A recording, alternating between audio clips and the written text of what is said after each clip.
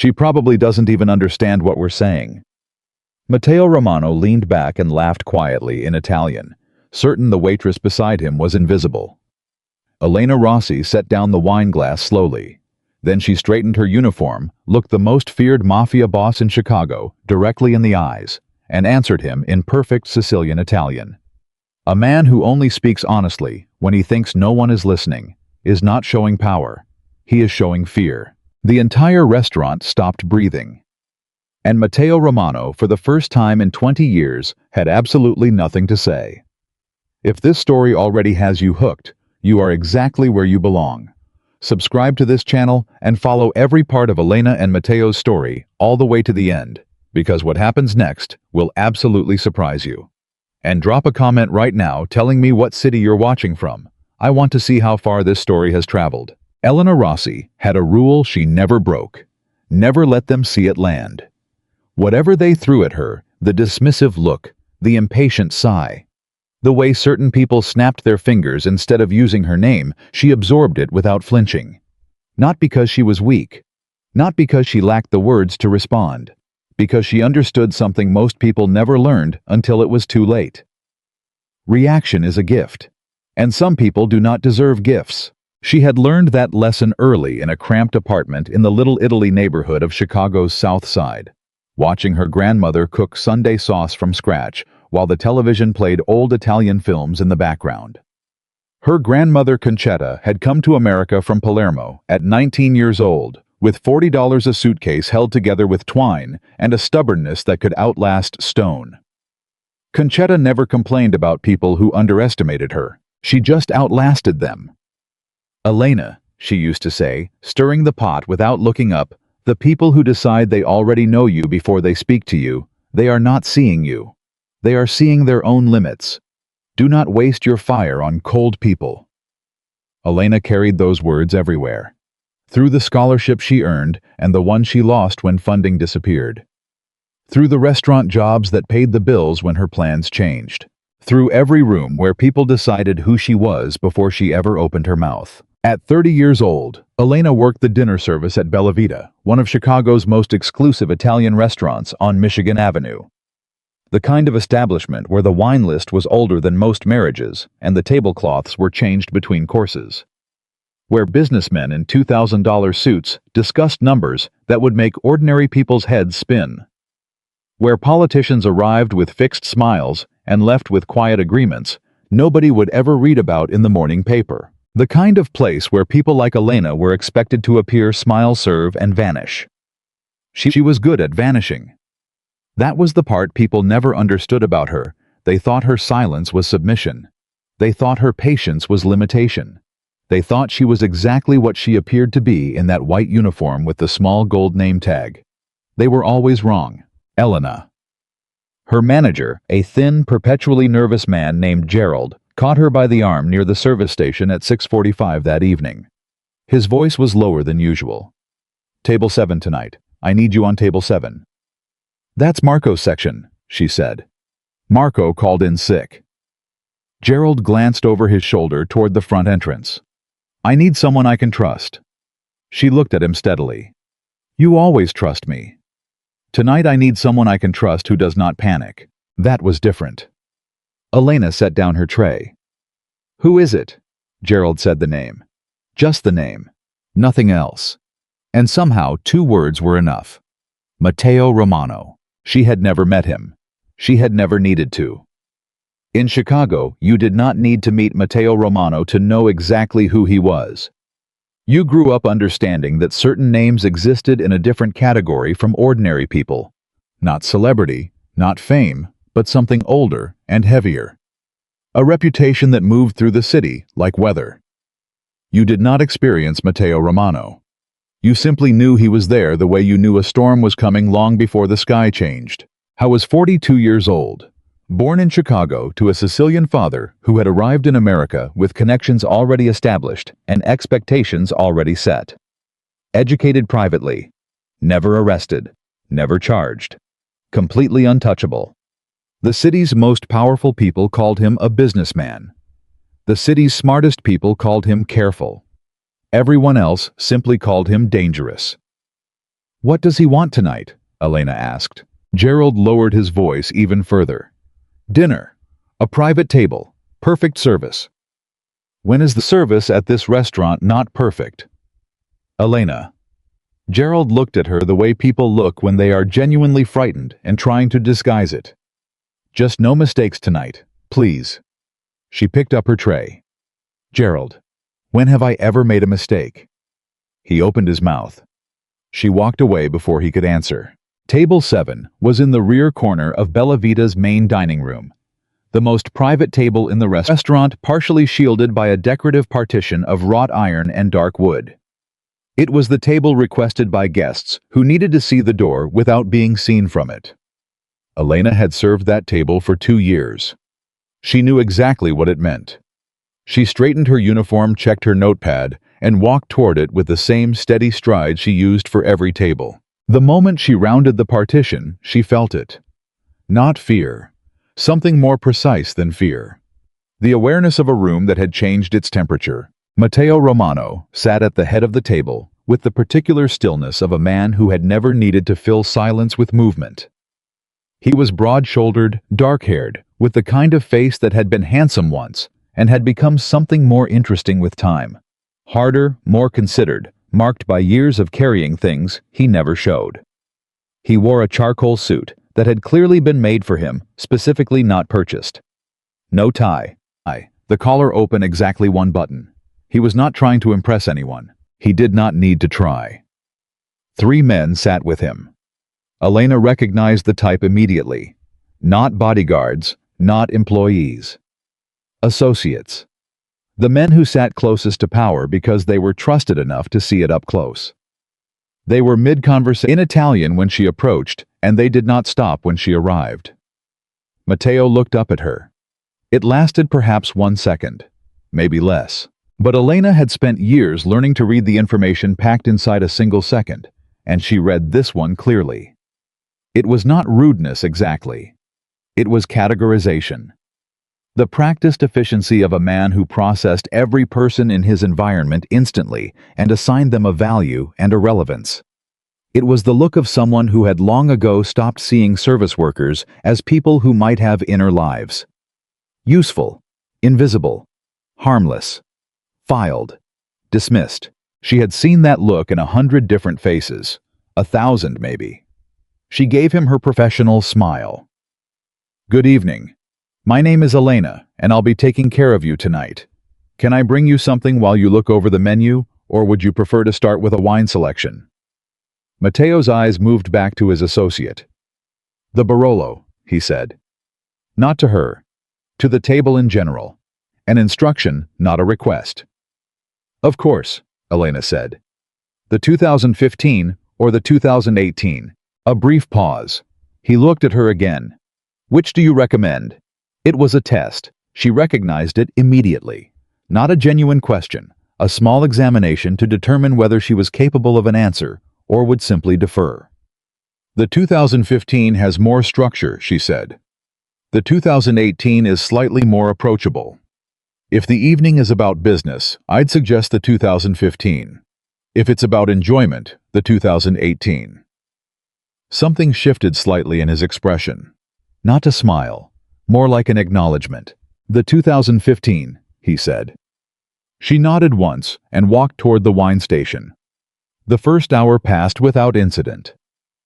Elena moved through the service the way she always did, efficiently, quietly anticipating needs before they were stated. She refilled water without being asked. She timed the courses correctly. She disappeared between moments of attention and reappeared exactly when needed. The conversation at table 7 continued in Italian throughout. Elena understood every word. She had understood every word from the moment she arrived. She had understood when Matteo's associate described a property deal in language that was technically legal but structurally dishonest. She had understood when Matteo responded with instructions that sounded like business advice and functioned as directives. She understood the whole texture of the conversation, not just the surface words, but the power dynamics underneath them, the deference of the men around him. The way Matteo never asked a question he did not already know the answer to. She understood all of it, and she said nothing. because that was the arrangement of the room. She was the waitress. The Italian conversation was private. Her job was the wine and the courses, and the silent professional invisibility.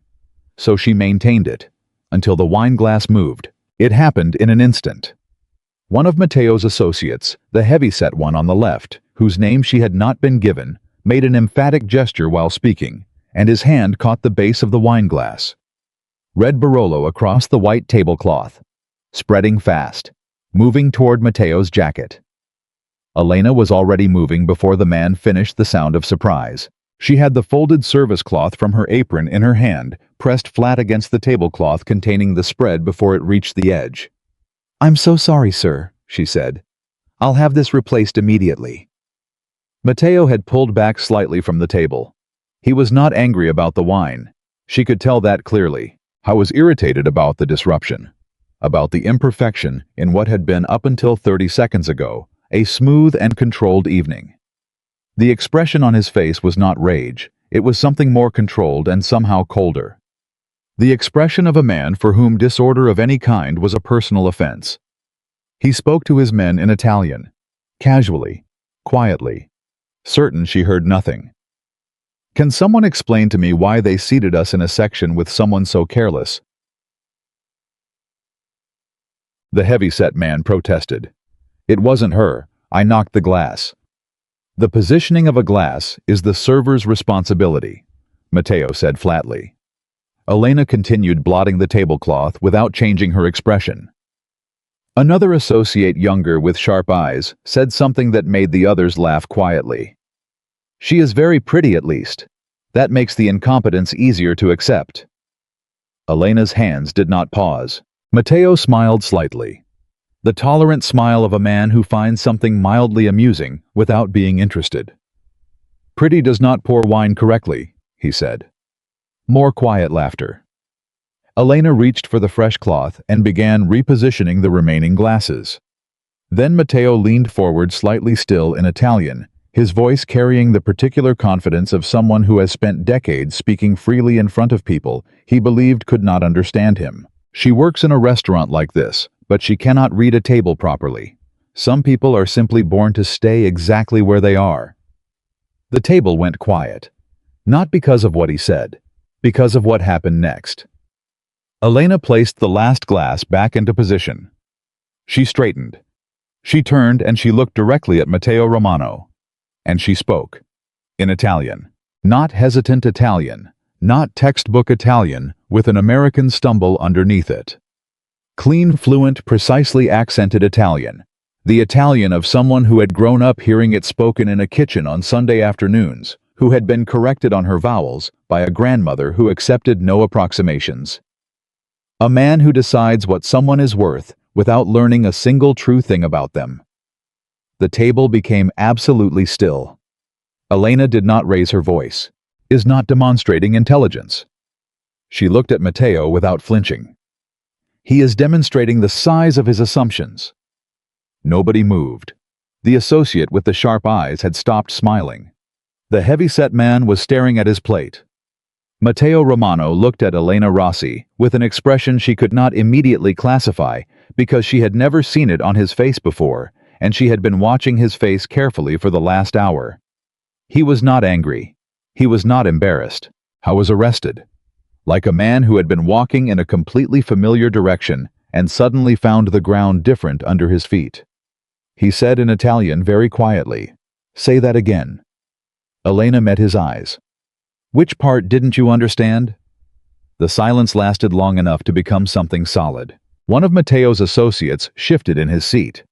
Another reached slowly toward the inside of his jacket with a particular kind of deliberateness that meant something specific in that particular world. Matteo held up one hand. The associate stopped. Matteo's eyes never moved from Elena. She stood completely still. Her heart was hammering in a way she would never allow her face to show. Because she understood on a visceral, immediate level exactly what kind of room she was standing in, and exactly what the implications of what she had just done might be. She was not naive. She knew the name Matteo Romano. She knew what that name meant. But she had learned something from Concetta that went deeper than caution. When someone looks through you and you know they are wrong, staying silent is not survival. It is surrender. And Elena Rossi had never surrendered to anyone. Matteo said in English, now shifting languages deliberately, including her in the conversation on a different level. Where did you learn Italian? My grandmother, Elena answered. Where was she from? Palermo. He studied her. Your accent is not from Palermo. She tilted her head slightly. You noticed. I notice everything. A pause. Or I believed I did. That last sentence sat between them differently from the others. It was not a simple statement. It was the admission of a man who had just discovered a gap in something he considered complete. Elena held his gaze. Then you should have noticed I understood you from the beginning. How long? He asked. How long what? How long have you been understanding this table? Since you ordered the Barolo. Another silence. Heavier this time. One of the associates muttered something in Italian, not at Elena to Matteo. A suggestion that carried an implication. Matteo did not respond to it. He was still looking at Elena with that arrested, recalibrating attention. And you said nothing, he said. It was a private conversation, she replied. I respected that. Until now. Until now, she agreed. You stopped being private and started being unkind. The associate who had made the comment about her appearance looked away suddenly, as if he needed to examine the wall. Matteo leaned back slowly in his chair. In a different kind of man, the gesture would have looked like retreat. In Matteo Romano, it looked like a man expanding his perspective, like someone adjusting a lens. What else did you understand? He asked. I understood the conversation, Elena said carefully. I didn't listen to the content. I'm not interested in things that aren't my business. But you could have. Many things I could do don't reflect who I am. Matteo was quiet for a long moment. Then he said something that she did not expect from a man with his reputation. What I said was wrong. Not an apology exactly. Not the formal excessive performance of remorse that people offered when they were afraid of consequences. This was something plainer and more uncomfortable. The admission of a man who had enough honesty left in him to name a thing clearly when he had been shown it clearly. Elena looked at him. Yes, she said. It was.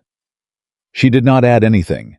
She did not soften it or expand it or give him room to move away from it quickly. She simply confirmed it and let it sit. Matteo looked at her for another long moment. Then something in his face changed in a way she could not quite name. Sit down, he said. She blinked. I'm working. I know you're working. He gestured to the empty chair across from him, the chair that had been sitting unused at the corner of the table. Sit down, 5 minutes. Mr. Romano, my name is Matteo, and I'm not asking you to leave your job.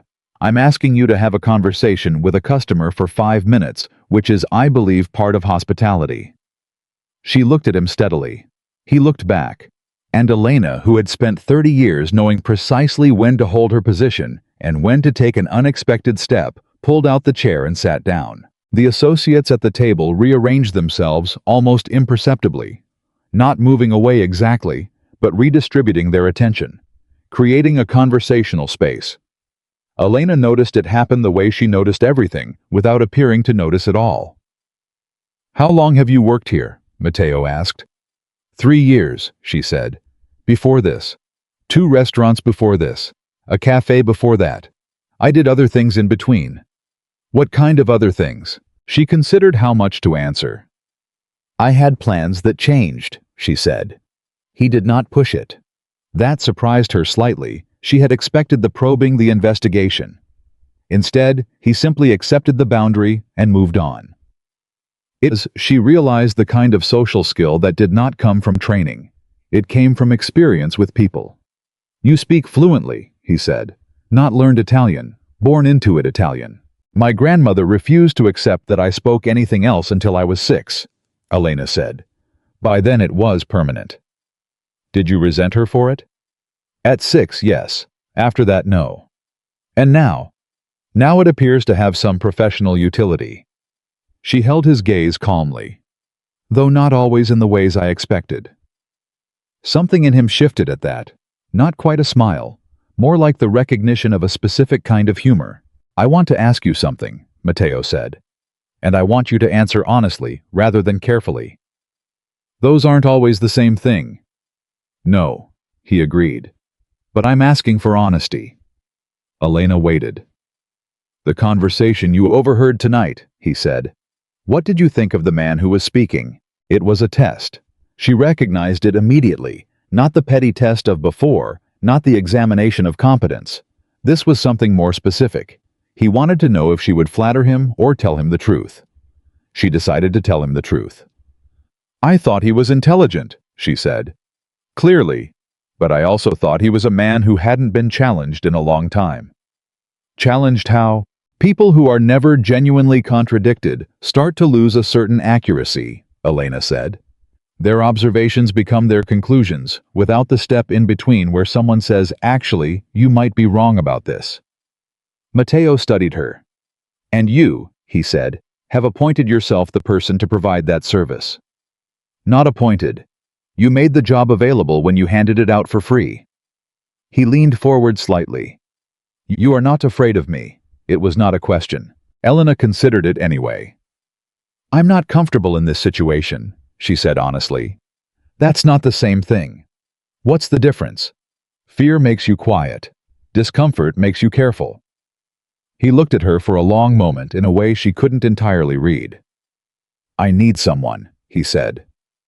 The shift was abrupt enough that Elena felt the change in direction like a physical sensation. "For what?" "A meeting, 2 days from now." He reached for his wine glass, turning it slowly without drinking from it. "There are people I need to speak with who will be speaking one language publicly and a different language privately. I need someone in the room who can hear both conversations at the same time." Elena felt the shape of the request landing in the specific way things land when they are not entirely what they appear to be. "You have people who speak Italian," she said. "I have people who speak Italian and work for me," Matteo said. "When someone who works for you translates, they translate with a bias. Every word comes filtered through what they believe I want to hear." He set down the wine glass. "I need someone who has no investment in telling me a particular version of what was said. You need someone independent. I need someone honest. You just met me. I know. You insulted me 40 minutes ago. I know that too." She looked at him. "You're not giving me many reasons to trust you." "No," he agreed. "I'm not." He met her eyes directly. "But you're still sitting here." Elena said nothing. Because he was right. She was still sitting here. And the reason she was still sitting here had nothing to do with the money he had not yet named, and everything to do with the fact that this man, this feared, untouchable, dangerous man, had said, "I was wrong," and meant it. She had met powerful people before. She had never met one who did that. "What does the meeting involve?" she asked. "Business negotiations," he said. "That is all I can tell you before you agree." "That's not very much." "It's honest." "Where be?" "Private location. My arrangements." "You would be there as a consultant, not identified as anything specific. You listen. Afterward, you tell me what you heard. And if I hear something dangerous..." He looked at her steadily. "Define dangerous." "Something that puts me at risk." "You would not be at risk," he said. "I give you my word on that." Elena studied him. "Your word means something. To the people I give it to." He said, "Yes." She was quiet for a moment. The restaurant moved around them, the soft sounds of service, the murmur of other conversations, the clink of crystal. Her normal world. The world she understood. She thought about Marco, her younger brother. 26 years old and trying to be smarter than he was. He had told her 3 days ago, with the particular combination of shame and false bravado, that meant the situation was worse than he was letting on, that he had a problem. A debt. Not a large debt by some measures. Enormous by theirs. He needed help. She had been working extra shifts. She had already done the calculation in her head, how many more weeks, how much more overtime, whether it would be enough in time. She had not found an answer she liked. She looked at Matteo Romano. How much? She asked. He named a number. She kept her expression exactly where it was. Inside, she did the calculation instantly. It was enough.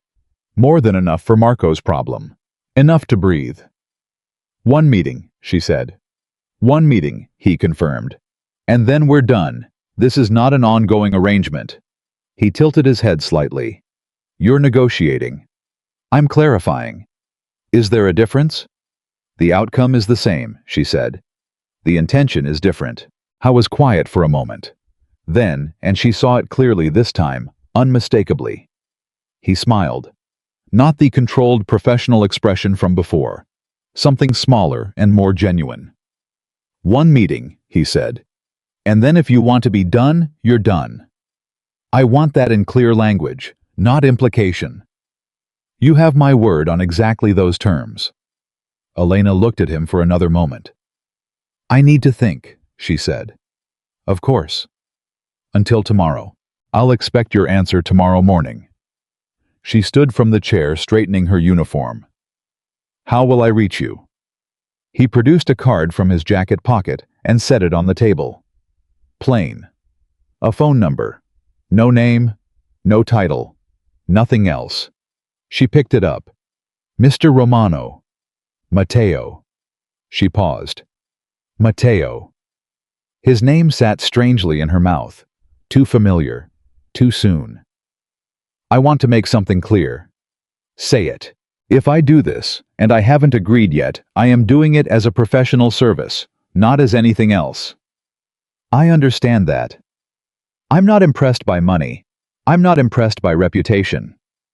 She held the card with 2 fingers.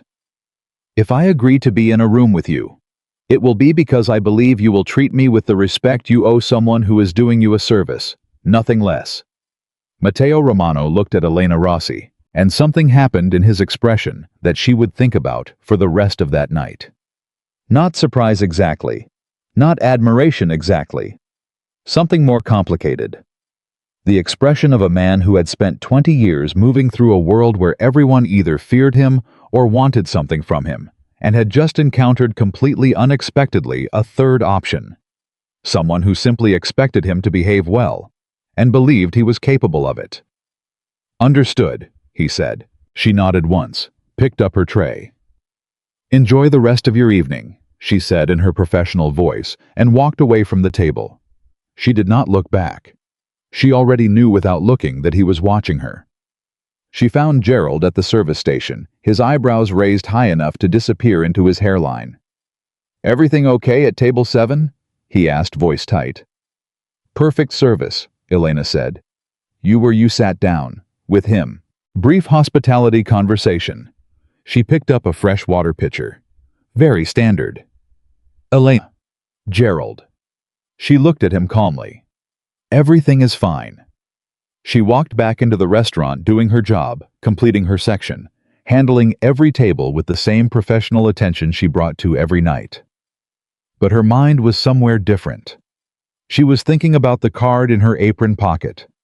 She was thinking about a man who had insulted her and then admitted it.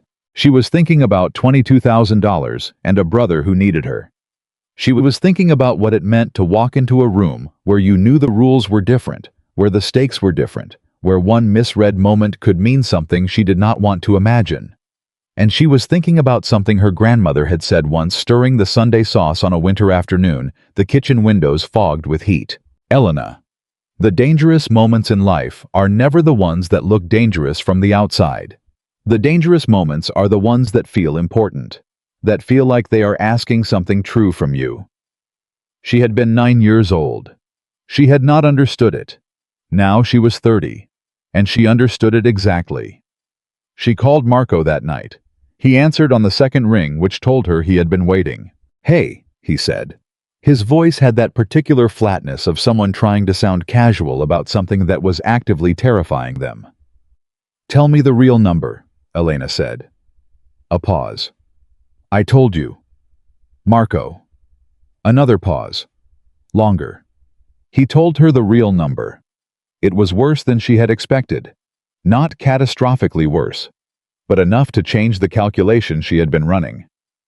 "Okay," she said. L. I'm not yelling at you, she said. I'm not lecturing you. We'll fix it. How? She looked at the card on her kitchen table. A phone number. No name. Nothing else. I have something that might help, she said. What kind of something? A professional opportunity. What does that mean? It means it's handled, she said. Go to sleep. I'll call you tomorrow. She hung up the phone. She sat at her kitchen table for a long time. Then she picked up the card. She thought about Conchetta, about the $40 and the twine-held suitcase and the stubbornness that outlasted stone, about the Sunday sauce and the Sicilian Italian and the woman who had never once let anyone make her feel small. Elena turned the card over. She set it down. She went to bed. And in the morning, very early, before the city had fully woken up, she picked up her phone. She typed the number. She wrote 6 words. I'll do it. Tell me when. She pressed send. Then she set her phone down, finished her coffee, and went to work. Because whatever happened next, she was still Elena Rossi. She still had tables to take care of. And she had never in 30 years failed to show up to something she had committed to. She thought she was walking into one meeting. She did not yet know she was walking into a life she had never imagined. And the man waiting at the other end of her message, the dangerous, untouchable, feared man who had not slept well for the first time in years, did not know yet that the woman he had hired for her language skills was about to show him something he had never seen before. Not translation. The truth. The text she sent was 6 words. Matteo Romano read it at 5:47 in the morning, standing in the kitchen of his penthouse with a cup of coffee he had not yet touched. He read it twice. Not because he had misunderstood it. Because he was not accustomed to people doing exactly what they said they would do at exactly the hour they implied they would do it. He typed back 2 words. Tomorrow. 7. An address followed. He set the phone down and finally drank his coffee. And for the first time in longer than he could precisely remember, he was genuinely curious about what the next 24 hours would bring. Elena spent the day working her regular lunch shift, taking care of her tables, doing her job. She told nobody. She did not tell Gerald, who would have panicked visibly, and then reported his panic to the restaurant owner, who would have panicked less visibly and more dangerously. She did not tell her co-worker Diane, who was warm and generous, and constitutionally unable to keep a secret longer than 40 minutes. She did not even tell Marco, who had texted her 3 times that morning with the particular combination of guilt and hope that she had been reading on his face since he was 12 years old. She simply worked. And when her shift ended, she went home and chose what she would wear the next morning with the same careful, practical attention she brought to everything. Not to impress, to be taken seriously. There was a difference. She had learned it the hard way, in rooms where people decided whether to listen to you in the first 3 seconds based entirely on how you walked through the door. She chose dark slacks, a cream blouse, a jacket that fit properly. No jewelry, except small gold earrings that had been her grandmother's. She looked like someone who belonged in a professional meeting. That was the entire point. She was not performing. She was simply refusing to give anyone an easy reason to dismiss her before she spoke. She slept less than she expected to. Not from fear. From the peculiar alertness of a mind that knows something significant is approaching and refuses to quiet down until it arrives. At 6:15 the next morning, she was already dressed, already steady, already prepared. At 6:50, a black car appeared at the end of her street. She had not been given instructions about how she would arrive. She had simply found the address and planned to take the L. When the car appeared, and the driver, a compact, quiet man in his 50s, stepped out and said her name without any inflection at all, she understood that Matteo Romano arranged things before they needed arranging. She got in the car. She did not ask where they were going. She already knew the address. She looked out the window as Chicago moved past her in the early morning gray, and she thought about Conchetta stirring sauce, and she thought about Marco's voice on the phone, and she thought about a man who had said I was wrong, like he meant it. She was ready. The building was not what she had expected. She had expected something that announced itself. Something that communicated power through architecture, through scale, through the specific language of intimidation that wealthy and dangerous people used to remind visitors of their position before the first word was spoken. Instead, it was a mid-rise office building in the West Loop, the kind that housed law firms and financial consultants and logistics companies. Clean, modern, completely unremarkable. The lobby had a coffee kiosk and a security desk and a wall of elevator banks. The driver walked her through without stopping at security. The man at the desk watched them pass and said nothing. 9th floor. A conference room at the end of a long hallway. Mateo was already there. He stood when she entered, not as a performance, she noted, but as an automatic response. Something trained in early enough to be genuine. "You came," he said. "I said I would," she replied. "Many people say they will." "I'm not many people." He looked at her for a moment. "No," he said. "You are not." There were two other people in the room. A man Elena did not recognize, early 50s, silver-haired with the careful posture of someone who had spent decades presenting himself as more relaxed than he actually was. And a woman younger, sitting to the left with a laptop and a notepad, who had the specific expression of someone who had been told to be invisible and was very good at it. "This is my attorney," Mateo said, indicating the silver-haired man. "And his associate."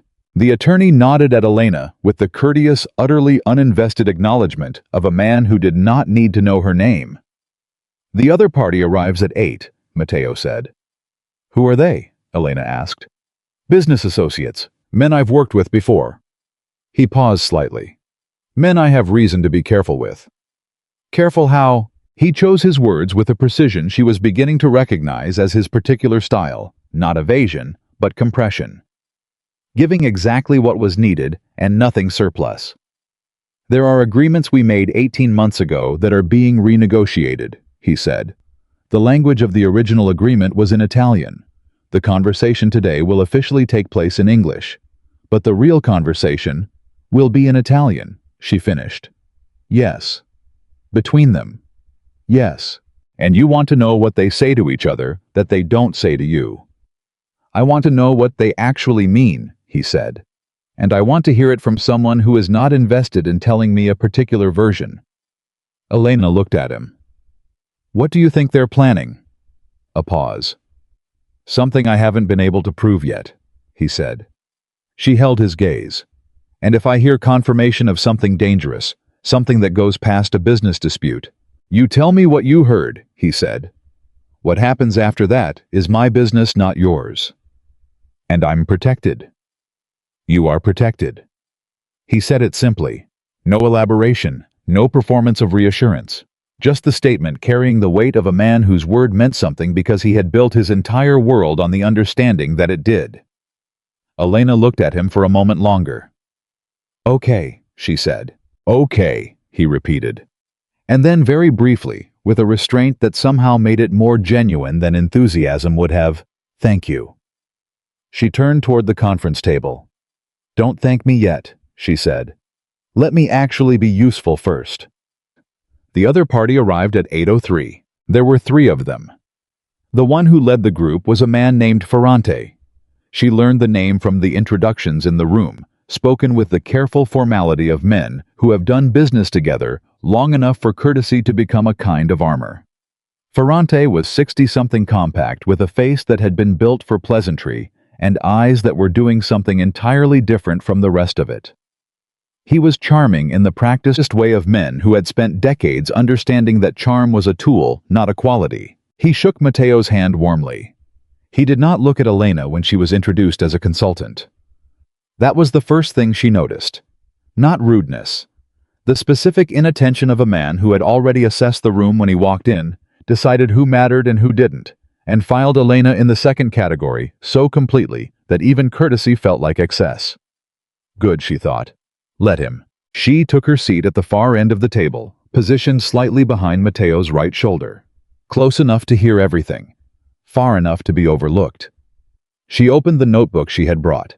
She uncapped her pen. She made herself deliberately and skillfully into exactly what every person in that room already assumed she was. Background. Support staff. A detail. Ferrante sat across from Mateo. His 2 associates arranged themselves on either side. Mateo's attorney set documents on the table.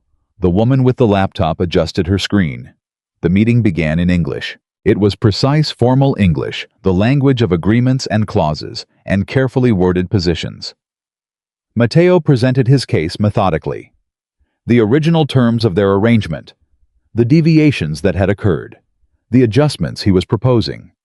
His attorney reinforced points with documentation. Elena listened to all of it, and she watched Ferrante, because Ferrante was doing something specific that a less attentive observer might have missed entirely.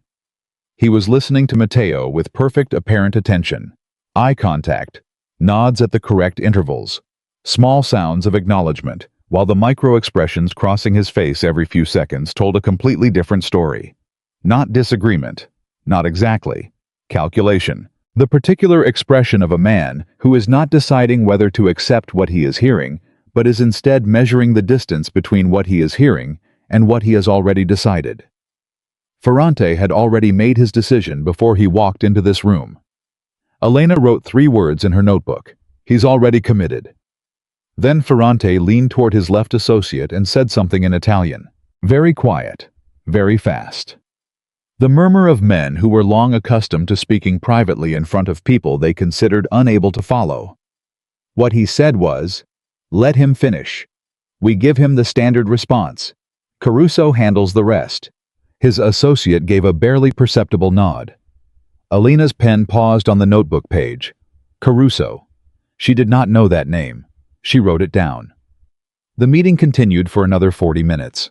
Ferrante presented his own position, measured, seemingly reasonable, full of the language of mutual benefit and good faith partnership. His English was slightly accented, precise. He was a good speaker. He understood that the performance of reasonableness was often more persuasive than reason itself. Twice more he leaned toward his associates and exchanged Italian sentences that the room was not meant to hear. The second exchange. He suspects something, but he doesn't have it. Keep it clean today. The third, which made Elena's grip tighten slightly on her pen. If Romano pushes on the Belmont account, redirect to infrastructure. We need another 3 weeks. 3 weeks for what she did not know. But she had the pieces. Already committed. Caruso handles the rest. Keep it clean. 3 more weeks. She did not let any of this show on her face. She continued appearing to take notes about the meeting's official content. Her handwriting stayed steady. Her expression stayed neutral. She looked to anyone who glanced at her exactly like what she was supposed to be. Nobody glanced at her. That was the useful thing about being invisible. It gave you an unobstructed view. When the meeting concluded, handshakes the careful warmth of men who have agreed to disagree without naming it. Ferrante and his associates departed with all the pleasantness that had characterized their arrival. The door closed. Matteo's attorney immediately began gathering documents. Matteo was looking at the table, not at Elena, not at his attorney. At the table with the expression of a man sorting through what he had just experienced and finding that the picture did not entirely make sense yet. "Mr. Romano," the attorney said, "I think we need to—" "Give us a moment," Matteo said.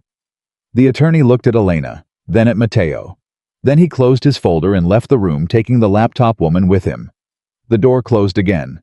Matteo looked at Elena. "Tell me," he said. She opened her notebook to the page she had been writing on. "He decided before he came in," she said. The third sentence he said to his associate in Italian was that the response to your proposals would be the standard response. That means they planned it. They weren't here to negotiate. Matteo's jaw tightened slightly. What were they here for? Information, Elena said. They needed to know what you know. About what? Someone named Caruso. She looked at him steadily. That name meant something to them. His associate acknowledged it immediately. Whatever they're doing, Caruso is involved in the execution. Matteo's expression did not change, but something shifted behind it, a stillness that was different from his ordinary stillness. More alert, more contained. What else, he said. They need 3 more weeks, Elena said. Something about the Belmont account when you mentioned it, the instruction from Ferrante was to redirect immediately. They don't want you looking at that account. I haven't mentioned the Belmont account today. Elena looked at him. You mentioned infrastructure. Yes. When you did, Ferrante instructed his associate to redirect. The word he used in Italian for the thing to keep you away from was specifically the Belmont account. The silence in the room became different. Matteo stood from his chair and moved to the window.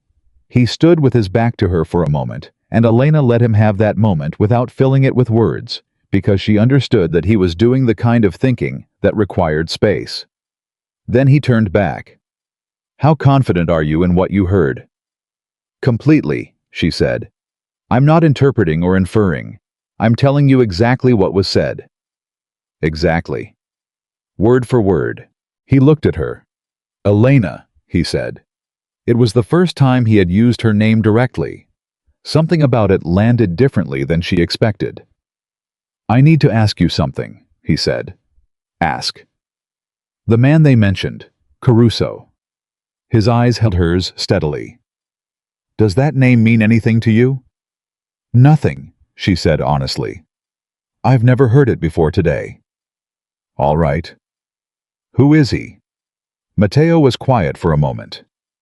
"Someone I trusted," he said. The weight of those 3 words was so specific and so contained that Elena understood immediately the thing he was not saying.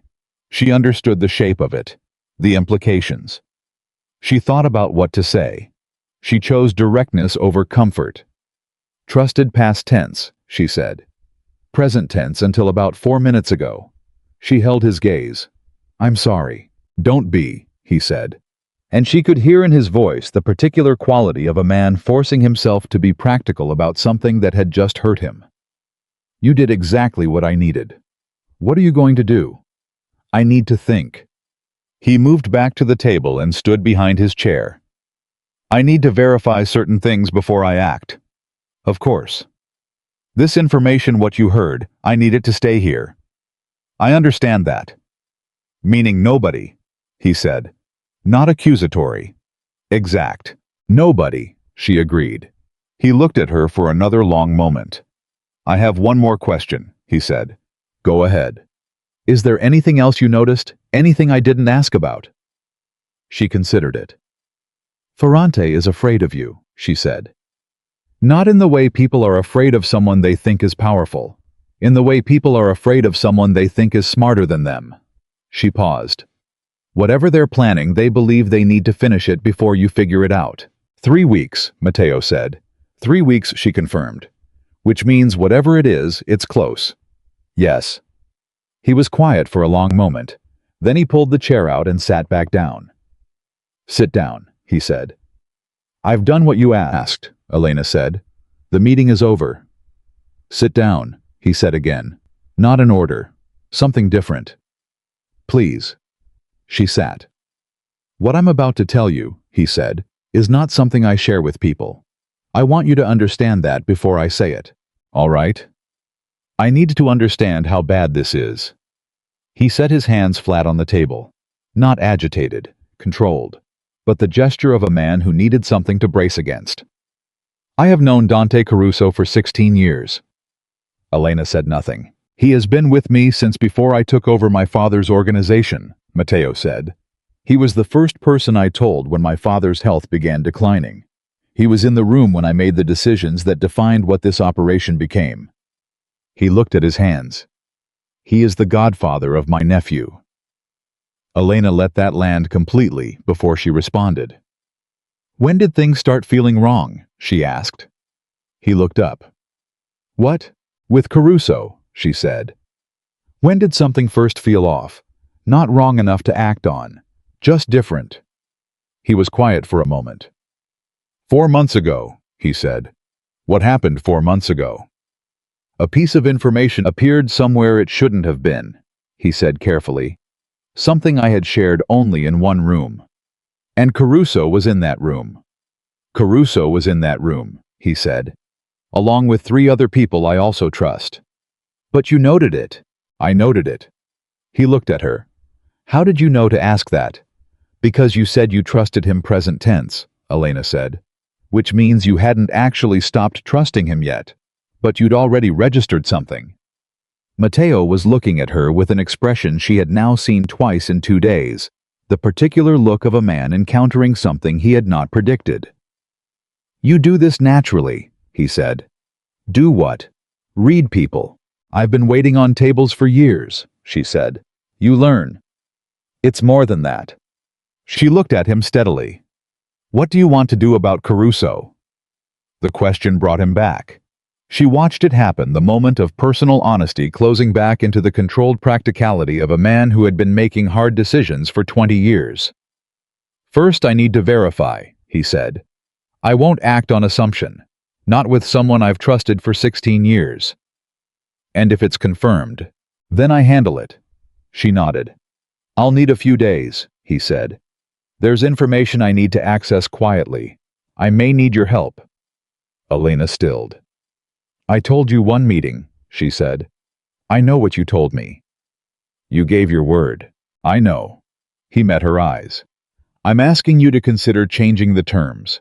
Not because I'm pressuring you, because I believe what you heard this morning may be the edge of something larger than a business dispute. And because you are the only person currently available to me who has no relationship with anyone in my organization. She looked at him. What you're describing, she said, is not one meeting. It's something else. Yes. Something that involves more risk. Potentially. And you're asking me to take that risk. I'm asking you to consider it, he said. I will not pretend the risk doesn't exist. I will not reduce what I'm asking to something more comfortable. You have heard me lie to a room full of people about what I knew and didn't know. I will not do that to you. The last sentence landed differently from everything else he had said. Elena looked at him for a long time. She thought about Caruso, a man Matteo had trusted for 16 years, who had apparently decided that trust was only valuable until something better came along. She thought about Ferrante's eyes across the table, calculating underneath the charm. She thought about the words 3 more weeks and the specific urgency underneath them. She thought about the fact that she had walked into a building this morning, carrying exactly what these men needed, and they had not even looked at her. Double the rate, she said. Something shifted in his expression. Done, he said immediately. And I want clarity, she said. Not general information, specific. If I'm in a room and something happens that changes the nature of what I was told I would be doing, I walk out. No argument, no consequences. Agreed. And when this is over, whatever this is, I'm done. Completely. No further contact unless I initiate it. He studied her. Is that what you want? That's what I'm requiring. Then you have it. Elena looked at him for another moment. She thought again about Conchetta, about the $40 and the stubborn survival and the Sunday sauce and the long hard lesson that the dangerous moments in life were never the ones that looked dangerous from the outside. All right, she said. I'll help you find out what's happening. Good. But Matteo. His name again, still strange in her mouth. She used it deliberately. I need you to hear me clearly. He looked at her. I am not one of your people, she said. I work with you. I don't work for you. If at any point that distinction stops being respected, I stop being here. He was quiet for a moment. I understand, he said. Do you? I do, he said. And she believed him, not because she was naive, but because she was a good reader of people, and he was telling the truth. Then we can work together, she said. She picked up her notebook. She stood. I want to go back through what I heard this morning in detail before I leave, she said. Every word Ferrante said in Italian. Let's make sure you have the complete picture. He stood too. All right, he said. And for the next hour, in a conference room on the 9th floor of an office building in Chicago's West Loop, Elena Rossi walked a Mafia boss through the exact Italian words his enemies had whispered in front of someone they had been foolish enough to overlook. She held nothing back.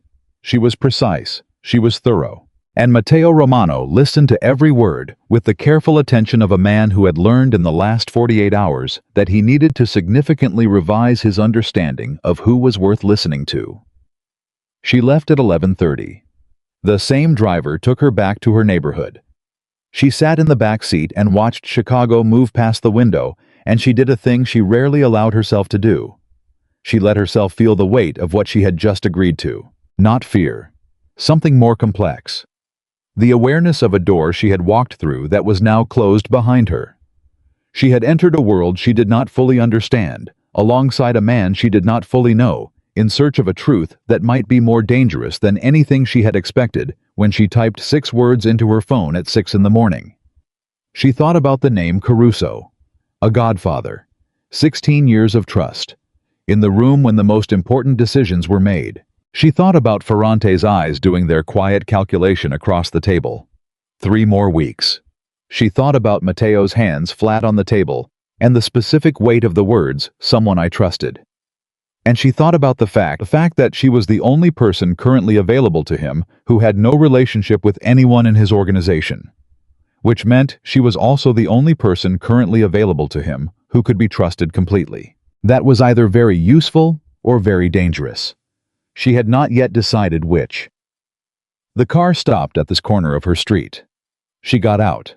She thanked the driver. She walked to her building. She called Marco. He answered immediately. "El, are you okay? You've been quiet all morning." "I'm fine," she said. "The money situation is handled. Don't ask me details." A long pause. "Elena." "I'm fine, Marco," she said, and her voice was steady because she needed it to be. "I made a professional decision, and it's going to work out. I just need you to trust me." Another pause. "I always trust you," her brother said quietly. "Good," she said. "Then trust me now." She hung up. She went inside. She sat at her kitchen table for a long time, her notebook open in front of her. Then she turned to a fresh page. At the top, she wrote one word, Caruso, and underneath it, she wrote everything she knew, everything she had observed, and every question that did not yet have an answer. Because that was how Elena Rossi had survived every hard thing in her life. Not by waiting to understand, by doing the work. And she had a feeling there was a great deal of work ahead. The page with Caruso's name on it stayed on Elena's kitchen table for 3 days. She added to it every evening. Small things. Questions she had not found answers to yet. Details from the meeting that she kept turning over in her mind, the way you turn over a stone you are not sure you want to look under. The word committed she had written in her notebook. The phrase, 3 more weeks. The specific urgency in Ferrante's quiet Italian, not the urgency of ambition, but the urgency of a deadline that had already been set by someone else. Someone else. That was the part that stayed with her. Ferrante was not the one running this. Ferrante was executing. The name Caruso was the pivot point, the word that had passed between the two associates with the weight of a name that meant infrastructure logistics, the actual machinery of whatever was being built. But built toward what? On the 3rd evening, her phone rang. "Matteo." She answered. "I've confirmed 2 things," he said. No greeting, no preamble. She was already learning that this was his style. He arrived at the point because he had already done all the approach work in his own mind before he picked up the phone. The Belmont account is a holding structure. It was set up 14 months ago through 3 shell layers. The name on the original filing is not Caruso. But he's connected to it. The attorney who established it trained under Caruso's brother-in-law, Matteo said. The connection is designed to be invisible. Whoever structured this understood that direct links would be found. They built in distance. "So they've been planning this for over a year," Elena said. "At least." She was quiet for a moment. "You said you confirmed 2 things." "Yes." A pause. "The second thing is harder." She waited. "The information that appeared where it shouldn't have 4 months ago," Matteo said. "I ran it back. I found the path." Another pause. Longer. "There was only one person who could have moved it." "Caruso," she said.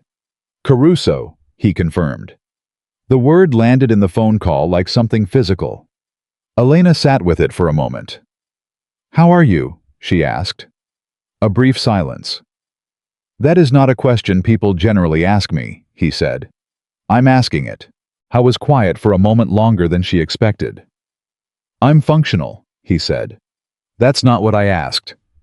Another pause. 16 years, he said. And then nothing else because nothing else was needed. The sentence contained everything: the weight of time, the specific devastation of discovering that something you had built your certainty on was constructed on something hollow. "I'm sorry," Elena said. "You said that before." "I mean it more now." He let that sit for a moment. "I need to meet with you," he said. "Tomorrow, if you're available. There are decisions I need to make, and I find I—" He stopped. "What?" "I find I want to talk them through with someone who will tell me what they actually think," he said, "rather than what they believe I want to hear." Elena looked at the page on her kitchen table. The word Caruso at the top. All the questions underneath. "Tomorrow," she said. "Tell me where." He chose a restaurant. Not Bella Vita. A smaller place on the north side. The kind of neighborhood Italian that had been in the same family for 30 years and had exactly the right combination of good food and low profile. She arrived first, which she had planned. She wanted to see the room before she was in it with him. Wanted to feel the space, understand the exits, register who else was there. Old habits from years of working rooms, where reading the environment quickly was a professional necessity. He arrived 7 minutes later. He was alone. That surprised her. In both previous interactions there had been associates attorneys, the gravitational field of people who existed to facilitate and protect. Now he walked in wearing a dark jacket over a simple shirt, sat down across from her, and picked up the menu with the ordinary gesture of a man who was tired and wanted to eat. "You came alone," she said. "I do occasionally eat without an audience," he said. "That's not what I meant." He set the menu down. "I know what you meant. Yes, I came alone. This conversation is not one I want observed. By your own people. By anyone." She looked at him for a moment. In this light, without the formal structure of a meeting or the charged atmosphere of a restaurant where everyone knew his name, he looked different. Not less powerful, but more specific. More like an actual person and less like a category. She could see the tiredness her grandmother would have called the tiredness of carrying. "Tell me what you're deciding," she said. He told her. The structure of it was this. He had 3 options in front of him, and each one had consequences that extended beyond the immediate problem of Caruso and Ferrante. The first option was confrontation, direct, immediate, the kind of resolution that sent a message throughout his entire organization about what happened when trust was broken. The second option was strategic withdrawal. Let Ferrante believe the meeting had worked. Let the 3 weeks play out while gathering full information, then act from a position of complete knowledge. The third option was more complicated. A counter-arrangement. Using the information Elena had provided to redirect the betrayal back on itself, turning Ferrante's plan into a mechanism that served Matteo's purposes instead. He laid this out without theatrics, without the performance of power. Just the clear, almost clinical presentation of a man who was capable of separating his emotional response to something from his analysis of it. She listened to all of it. Then she said, "What does your instinct tell you?" He looked at her. "My instinct tells me to confront Caruso tonight." "And your judgment?" "My judgment tells me that instinct is the wrong guide here." "Why?" "Because confronting Caruso tonight tells me only what I already know," he said. "It closes the door on understanding the full scope. I would have my satisfaction and a fraction of the truth." Elena turned her water glass slowly on the table. "Then you already know what you're going to do," she said. "The second option," he said. "Yes." "Let it play out. With more information," she said. "Not passively, actively. You have 3 weeks before they move. That's enough time to understand what they're actually building." "I need to know what the Belmont account is for," he said. "I know what it's structured as. I don't know what it's meant to receive." "And Caruso knows." "Caruso knows everything." She looked at him steadily. "There's a fourth option," she said. He tilted his head slightly.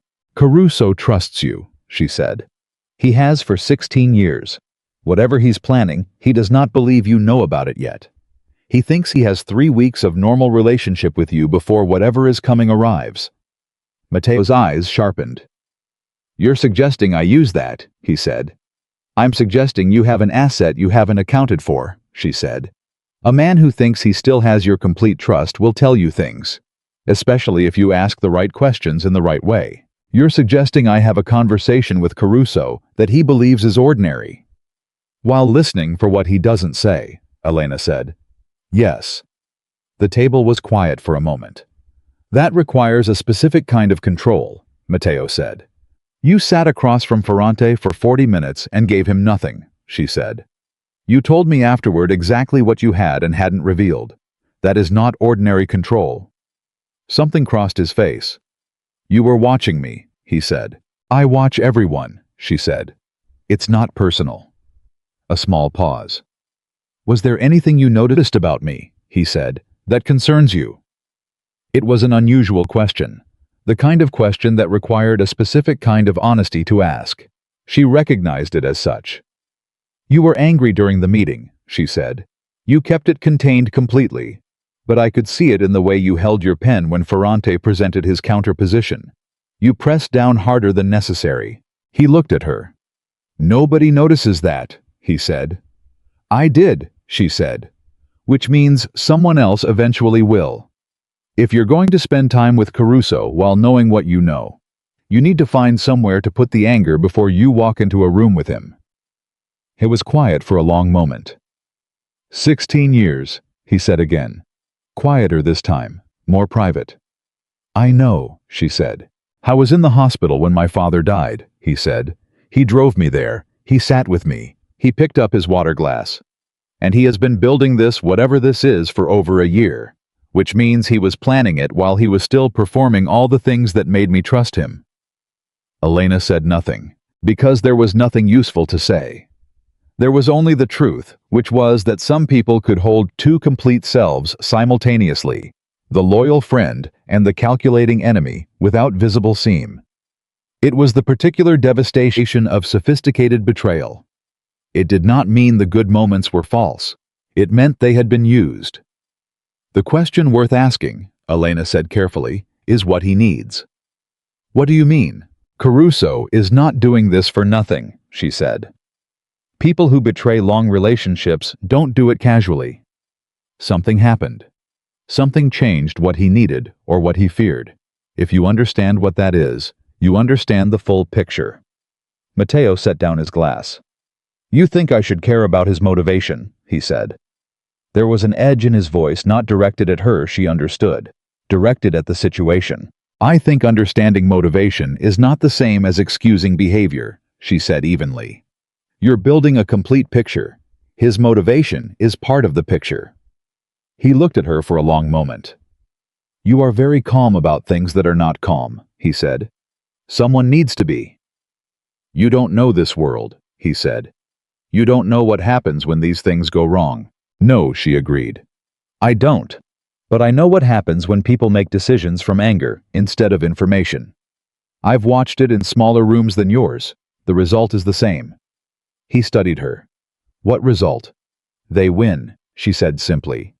"Whoever made them angry wins. Because the moment you stop thinking clearly, they stop needing to be clever."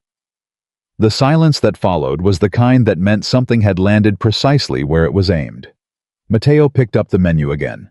"We should order," he said. "And then you should tell me how you would handle the conversation with Caruso." She almost smiled. "You're asking me to script it." "I'm asking for your instinct," he said. "Which is different from my instinct and seems to be working better at the moment." "That," Elena said, "might be the most honest thing you've said to me." He looked at her over the menu. "I'm frequently honest," he said. "I'm simply usually honest with people who already know everything I'm being honest about." She held his gaze. "That's not honesty," she said. "That's confirmation." A pause. "Order something," he said. But the edge in his voice had become something different. Something closer, almost to warmth.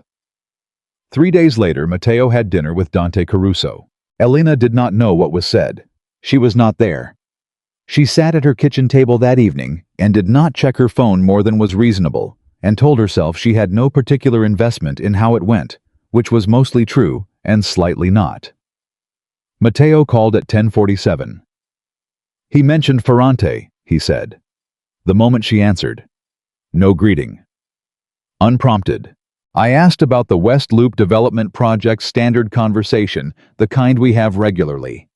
He mentioned Ferrante's name in passing, as if it were ordinary, as if Ferrante were simply a peripheral name in a peripheral conversation.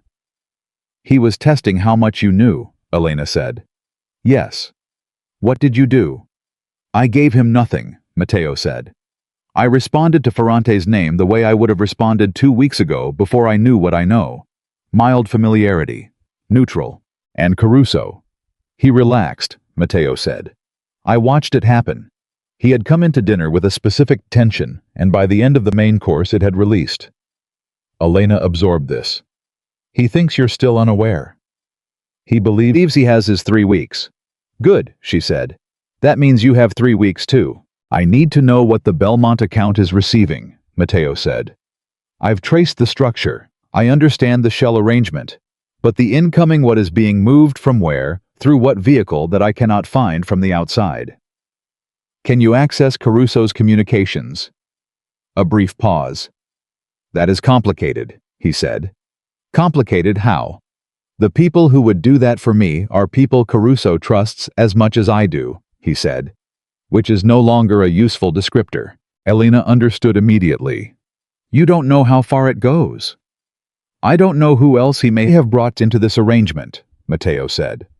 I don't know if he is working alone or if this is larger. You can't use your own people. Not for this specific task. She was quiet for a moment. What do you need exactly? She said. There's a dinner, Matteo said. Ferrante is hosting it in 4 days. It is being characterized as a social occasion, a birthday celebration for one of his associates. Several people from my world will be in attendance alongside Ferrante's people. And Caruso. Caruso will be there. And you. I've been invited, he said. I will attend. Elena understood where this was going before he said it. You need me in the room, she said. I need someone in the room who Ferrante has already categorized as harmless, Matteo said. Someone he has already looked past. Someone who can be in the spaces between conversations without anyone considering them a threat. A waitress, she said. A guest, he said immediately. You would attend as my guest. She absorbed that. That's a different kind of exposure, she said. I know. If Ferrante recognizes me. He won't, Matteo said. I've thought about this carefully. He did not look at you in that meeting. He categorized you in the first 30 seconds, and then you ceased to exist for him. That is both his failure and our advantage. Elena looked at the notebook on her table. Caruso at the top. All the questions underneath that still did not have answers. Who else will be there, she said. I gave her names. She did not recognize most of them. She recognized the texture of the world they represented. What's the risk if something goes wrong, she said. A pause. I won't let anything go wrong, he said. That's not an answer. No, he agreed. It's not. Another pause. The risk is that Ferrante realizes you are more than decoration.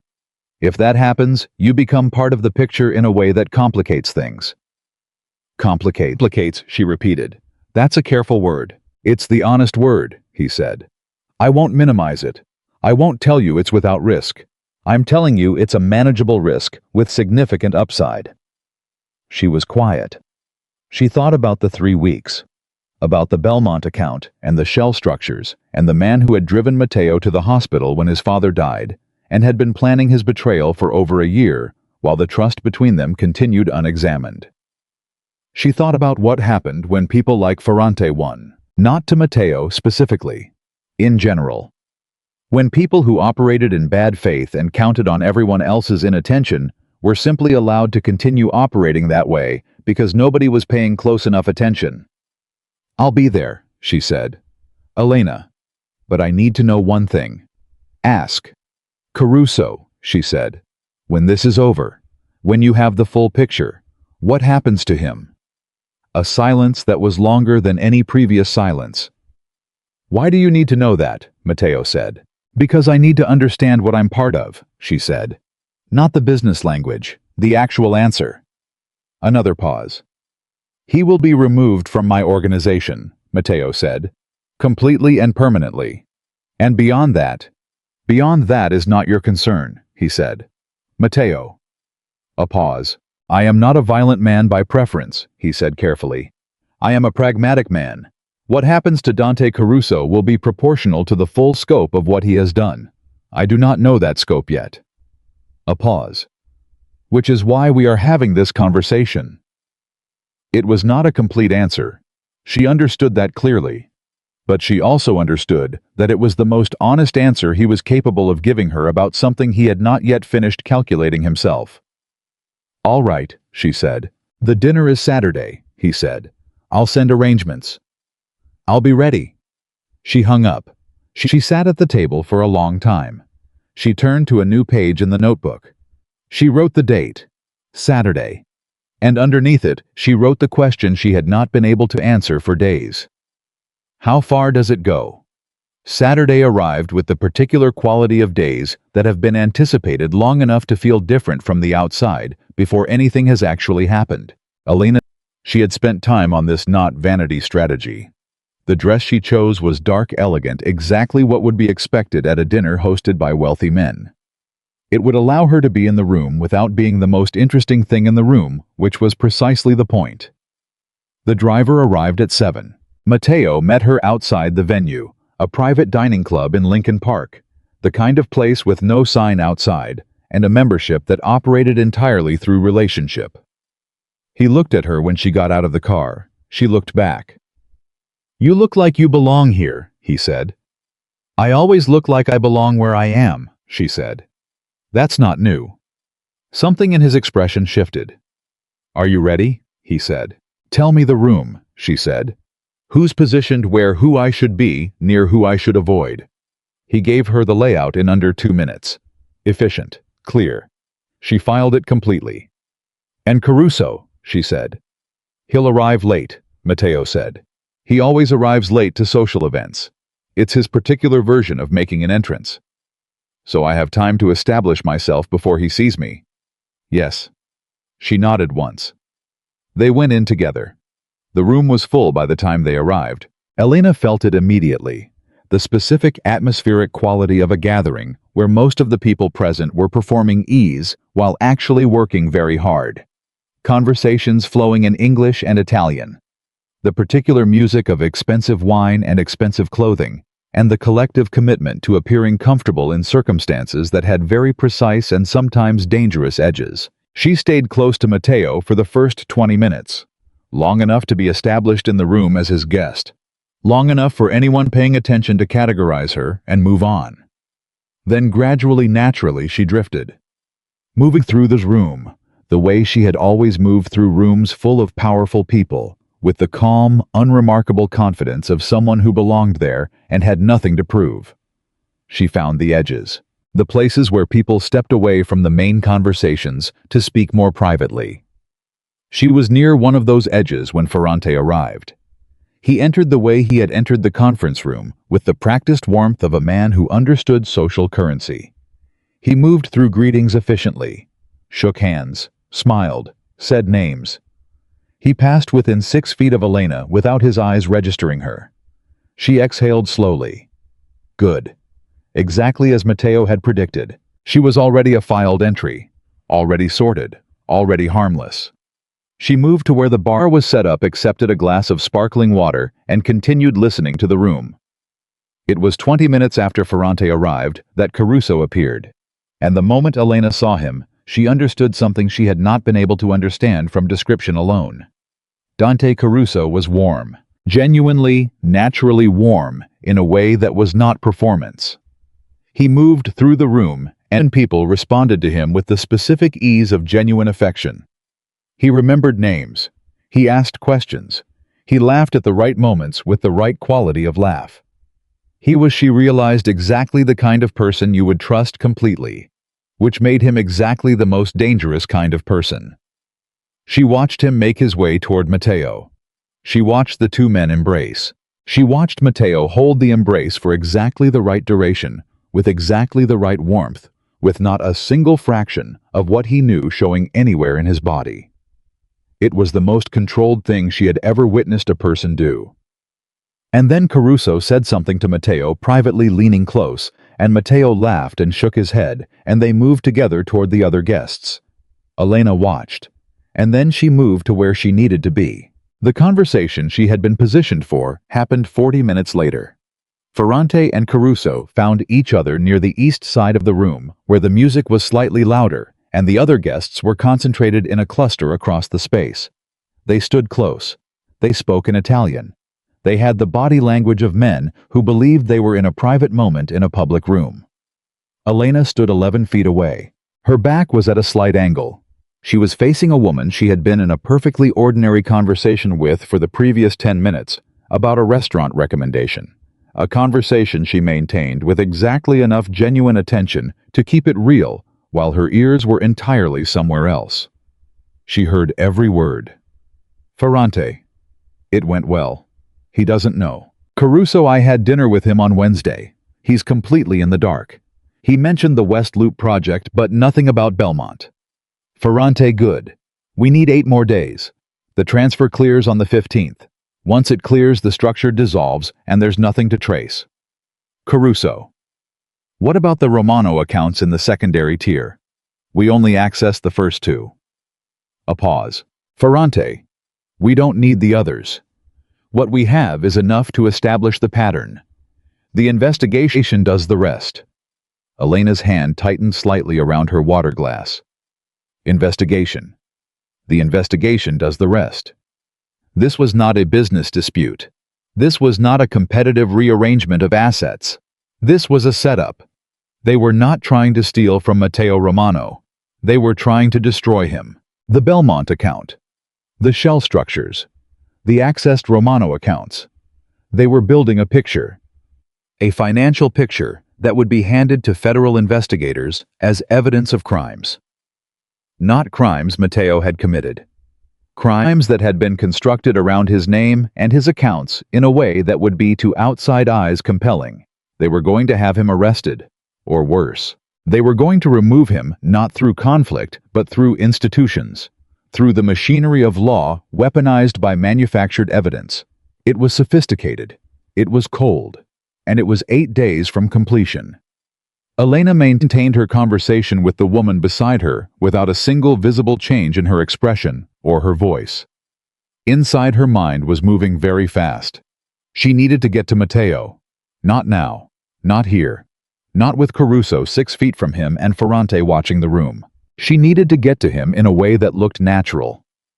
She finished the conversation with the woman, smiled, excused herself with the kind of casual grace that required no explanation, and crossed the room toward where Matteo was standing with a group of 3 men. She approached from his left side. She stood beside him in the natural position of a guest accompanying someone, and she said quietly in Italian with a small smile on her face, as if she were saying something pleasant, "We need to leave in the next 20 minutes. I'll explain in the car. Do not change your expression." Matteo did not change his expression. He completed the sentence he had been saying to the man in front of him. He laughed at something. He nodded at another thing. And then, 10 minutes later, with the easy casualness of a man who had other engagements and was simply moving on, he extracted himself from the evening. He said goodbye to Ferrante. He said goodbye to Caruso. He shook Dante Caruso's hand and looked the man who had spent a year building his destruction directly in the eyes and said something about lunch next week. And Caruso said yes, absolutely, he would call to confirm the day. They left together. In the car.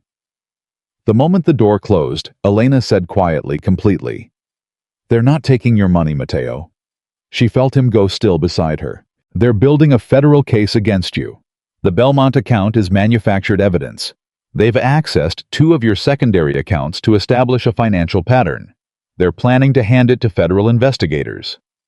A pause. "The transfer clears on the 15th, she said.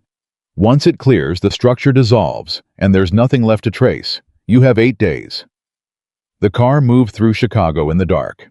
Matteo Romano sat beside her with the absolute stillness of a man whose entire picture of his situation had just been replaced by a completely different picture. Then he said very quietly, "They were going to use the law." "Yes." Not force, not competition. No, she said. They were going to remove you permanently without ever needing to touch you. Another silence. Caruso, he said. Just the name. The weight of 16 years in 2 syllables. I'm sorry, she said. He turned and looked at her. In the moving darkness of the car, with Chicago sliding past the windows, Elena saw his face without any of the architecture of control. Just the thing underneath it. The specific devastation of a man who had just understood the full scope of something he had trusted and was reckoning with what that trust had cost him. 8 days, he said. 8 days, she confirmed. He turned back to the window. I have some calls to make, he said. I know. Elena. He said her name. Yes. Thank you. She looked at his profile in the dark. She thought about the man who had laughed in Italian over her shoulder 3 weeks ago, certain she understood nothing. She thought about all the distance between that moment and this one. The dinners, the meetings, the notebook with Caruso's name at the top, the room full of people performing ease while building catastrophe. She thought about the fact that the only reason any of it had been stopped was because someone had looked through her and found to their considerable surprise that she was looking back. Don't thank me yet, she said. You still have 8 days. He almost smiled. Then we should use them well, he said. The car moved through the dark city, and Elena Rossi, who had walked into a restaurant 4 weeks ago carrying wine for powerful people who believed she was invisible, sat beside the most powerful man in Chicago and understood something she had not expected to understand. She had not become part of his world. He had become part of hers. And in 8 days, they would find out what that meant. 8 days. Matteo said nothing more for the rest of the car ride. Elena did not fill the silence. She had learned across the weeks of working alongside him that his silences were not emptiness, they were work. The machinery of his mind, processing, sorting, building the architecture of a response before a single visible move was made. Interrupting that process would have been like pulling a surgeon's hand mid-incision. She looked out her window. Chicago moved past them in the dark, the lit windows of apartments, the orange glow of streetlights, the late-night traffic thinning toward midnight. Ordinary city. Ordinary night. Completely unaware that somewhere in the back of a moving car, a man was quietly rebuilding everything he thought he knew about his own world. The car stopped at her building. Matteo turned from the window. I'll call you tomorrow, he said. Early, she said. Whatever you're planning, 8 days is not as long as it sounds. I know. She reached for the door. Matteo. He looked at her. Whatever you decide to do, she said carefully. Think about what you want this to look like when it's finished. Not just what you want to stop. What you want it to actually become. He looked at her for a long moment. That's a different kind of question, he said. It's the right one, she said. She got out of the car. She went upstairs.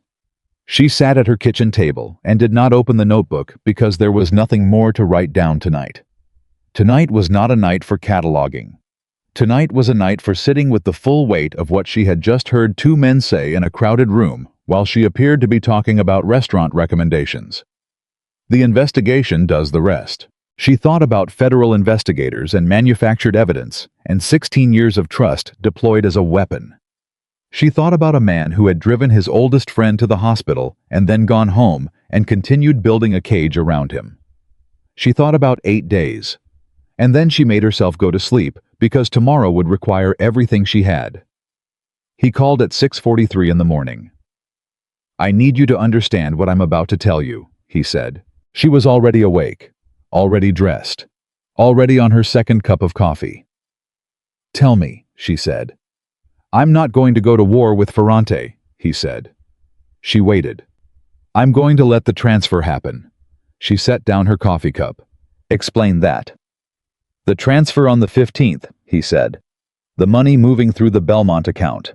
I'm going to let it clear.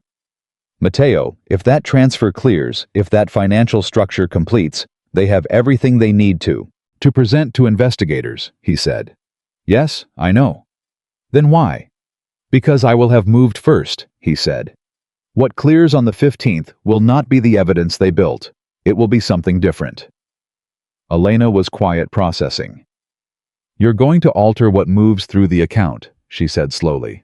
I'm going to ensure that what moves through the account on the 15th is a transaction that leads directly back to Ferrante, he said. Not to me. The shell structure they built to frame me becomes the structure that frames them. She absorbed the elegance of it, and the danger of it. How? She said. You don't have access to the Belmont account. I don't need access to the account, he said.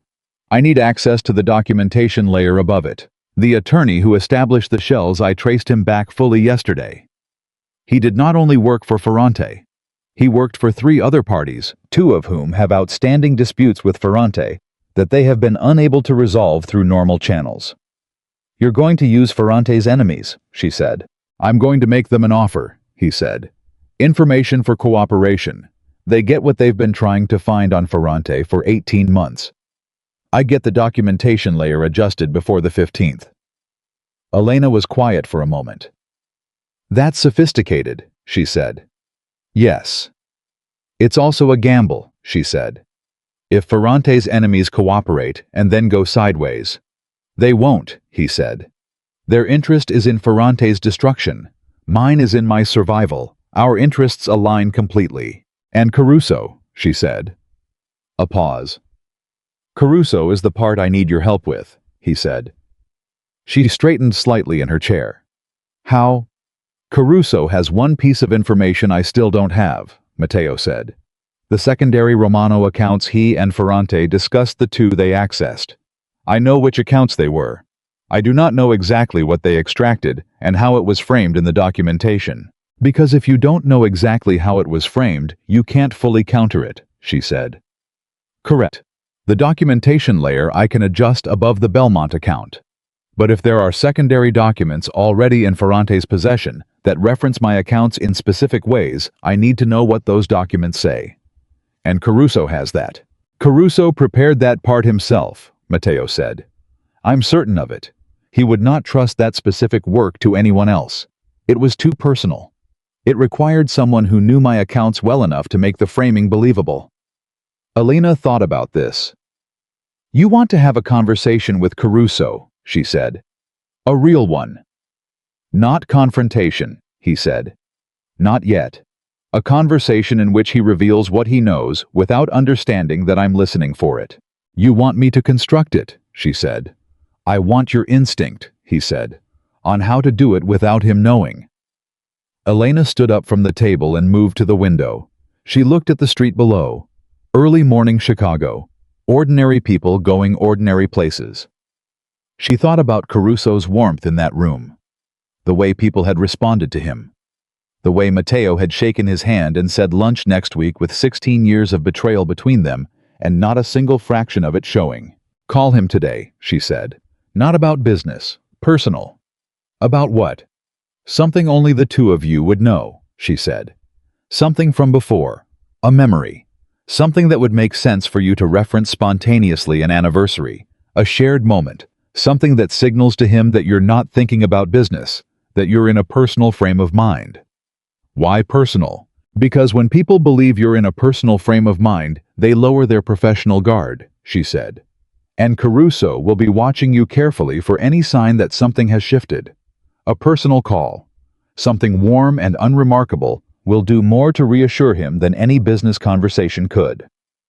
And then, in the conversation, mention the secondary tier accounts, she said. Not as a problem, as something administrative. Tell him you're doing a routine restructure and you want his input on the timing because he knows the accounts better than anyone. He's been involved in managing them for years. Make it ordinary. Matteo was quiet. He'll tell me what he knows, he said slowly. Because he'll want to know what I know. He'll respond to a routine question with a routine answer, Elena said. And the routine answer will tell you exactly how the documentation was framed. Because he can't answer the question accurately without revealing the framework he used. A silence. Elena, Matteo said. Yes. You understand that this is what you're describing is exactly what he did to you for a year, she said. Yes, I know. The silence that followed had a particular texture. "Does that bother you?" he asked. She thought about it honestly. "What bothers me," she said, "is that it has to happen at all. That someone spent 16 years building trust with you, and then spent a year building a weapon out of it." She paused. "What you're doing is not the same thing. You're not betraying, you're defending. That distinction matters to you." "It matters full stop," she said. "And I think it matters to you too, or you wouldn't have asked." Another pause. "Make the call," she said. "Today, don't wait." "All right," he said. And Matteo, when he answers, let him do most of the talking. He called her back at 2:30 in the afternoon. The moment she answered, she could hear it in his voice. Not excitement. Matteo Romano did not deal in excitement. But the particular quality of controlled energy that meant something had happened that mattered. "He told me," Matteo said. "Everything. More than everything." A pause. "I asked about the secondary accounts under the pretense of a restructure timeline. He responded exactly as you said, routine helpful, the language of a trusted advisor." Another pause. "And in the language of a trusted advisor, he described a documentary framework for those accounts that could only exist if someone had deliberately shaped the records." "He described what he built," Elena said, "in precise enough detail that I now know exactly what Ferrante has in his possession," Matteo said, "and exactly how it was constructed. Which means you can deconstruct it." "With the right documentation, yes," he said. "Which I can now produce because I know exactly what I'm countering." Elena exhaled slowly. "You have what you need," she said. "Almost," he said. She stilled. "What's missing?" "Time," he said. 6 days. The transfer clears in 6 days. The documentation work the arrangement with Ferrante's enemies. The counterstructure? I can do it. But it requires 6 days of work that cannot be delayed, cannot be paused, cannot afford mistakes." "Then don't delay," she said. "I won't." A pause. "I may need you available. Not in meetings available. If something comes up that I need a second perspective on." "I'm available," she said. "Elena." His voice shifted slightly, not softer, but more direct. The tone of someone dropping a professional register to say something that wasn't professional. "I want to say something." "Say it." "When this is over," he said. "I'm aware that you told me at the start that when it was over, it would be over. That you would have no further contact unless you initiated it." "Yes." "I want you to know that I will honor that," he said. "Whatever you decide, completely." She was quiet for a moment. "Why are you telling me that now?" she said. "Because I want you to know it while there's still something at stake," he said. "Not after when it costs nothing." Elena looked at the street outside her window. She thought about what it meant that this man, this complicated, dangerous, unexpectedly honest man, had chosen this specific moment to make that specific statement. She thought about what it meant that her first response was not relief at the confirmation of her exit, but something she was not entirely ready to examine. "Let's get through the next 6 days," she said. "Yes," he said. And then quietly, "Thank you for all of it." She hung up. She opened her notebook to a new page. She wrote the date. 6 days. The 6 days were the most intense of her life, and not one of them looked like what anyone would have expected from the outside. She went to work. She served tables. She carried wine and timed courses, and smiled at Gerald's nervous hovering, and talked with Diane about completely ordinary things. She lived her entirely normal, visible, unremarkable life. And in the hours outside of work she was available. Matteo called at irregular intervals, never predictable, always purposeful. He would lay out a problem in clean, precise language. She would ask questions until she understood the full shape of it, and then she would tell him what she saw. Not what to do, she was careful about that. She was not his strategist, she was his mirror. The person who reflected the picture back to him with honest eyes when he had been staring at it too long to see it clearly. On the 3rd day, he called at 11 at night. "Ferrante's people reached out to me today," he said. She sat up straight. "About what?" "A meeting," he said. "They want to meet before the 15th. They're calling it a preliminary discussion about the next phase of the arrangement. They're nervous, she said immediately. Why? Because something has shifted for them, and they're not sure what, she said. Ferrante is precise, you said so. He doesn't call unnecessary meetings. If he's reaching for a meeting 4 days before his plan completes, something made him uncertain. Or someone, Matteo said. Elena thought about this. Caruso, possibly. If Caruso sensed something in our phone conversation, that he didn't consciously identify something in my phrasing, my tone, he may have mentioned a vague unease to Ferrante. Which Ferrante would take seriously, she said. Yes. Are you going to agree to the meeting? That's what I need to think through, he said. Elena was quiet for a moment. She turned it over carefully. If you decline, they know something is wrong, she said. You've never declined a meeting with Ferrante before this without a clear reason. Correct. If you agree and attend, you have to sit across from Ferrante again for however long the meeting takes without showing him what you know. Also correct. What's your counter to that? She said. I agree to the meeting, he said. And I bring you. She paused. Why? Because when you were in that conference room, Ferrante looked through you so completely that he has zero framework for you as a variable, Matteo said. If you're in the room, I have another set of ears, and Ferrante won't see that. He'll see a consultant. Background. He might recognize me from the dinner. He might. But at the dinner, you were my guest. At a business meeting, you're a consultant.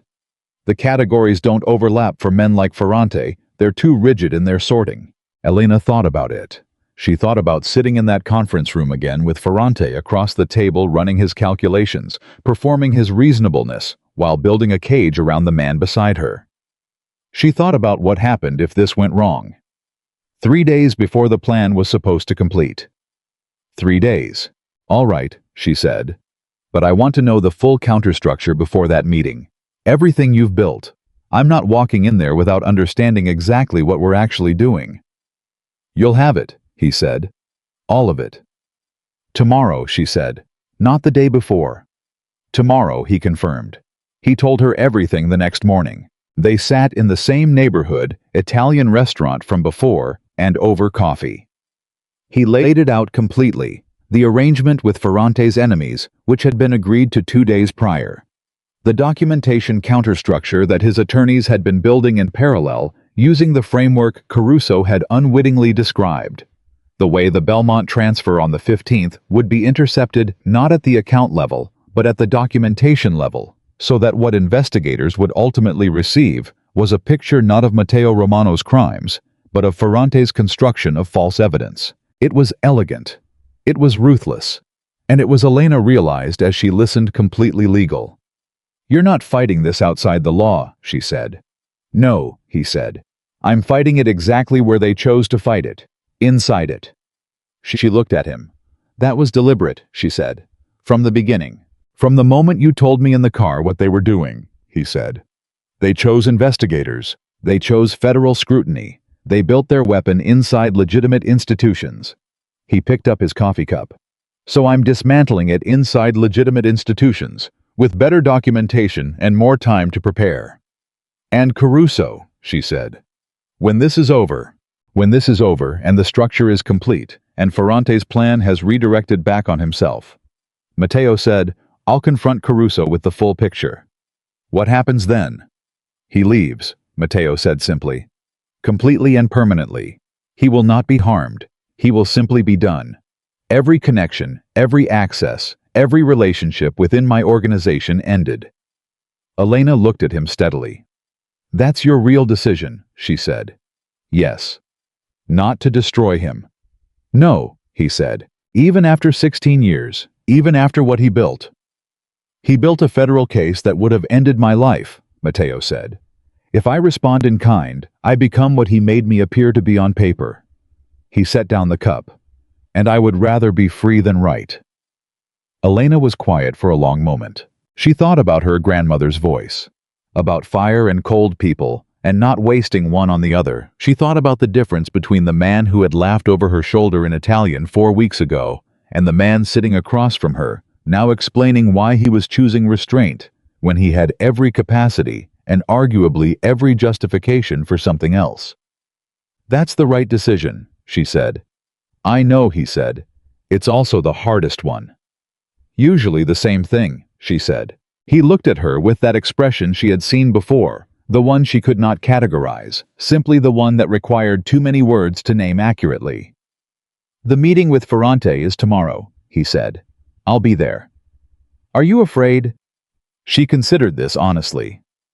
"I'm alert," she said. "There's a difference." He almost smiled. "I'm learning to understand the difference." "Good," she said. "It's worth understanding." The meeting was in the same conference room on the 9th floor.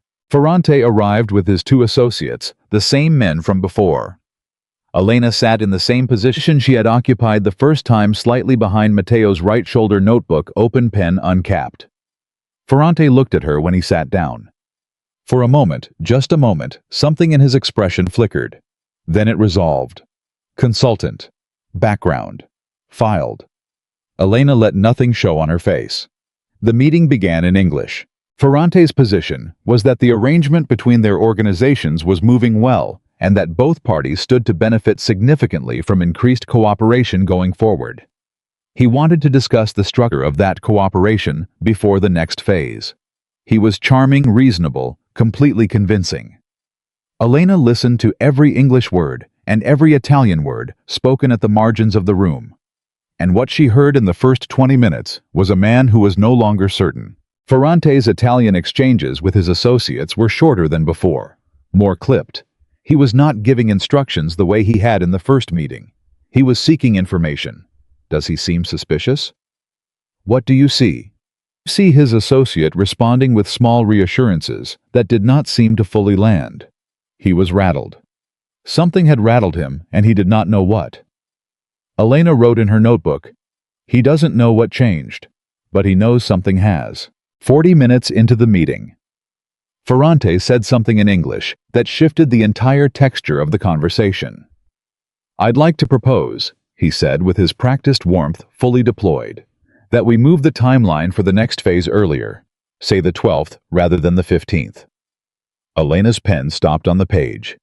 The 12th. 3 days earlier than the transfer was scheduled. 3 days before Matteo's counterstructure would be fully complete. She did not look at Matteo. She looked at her notebook.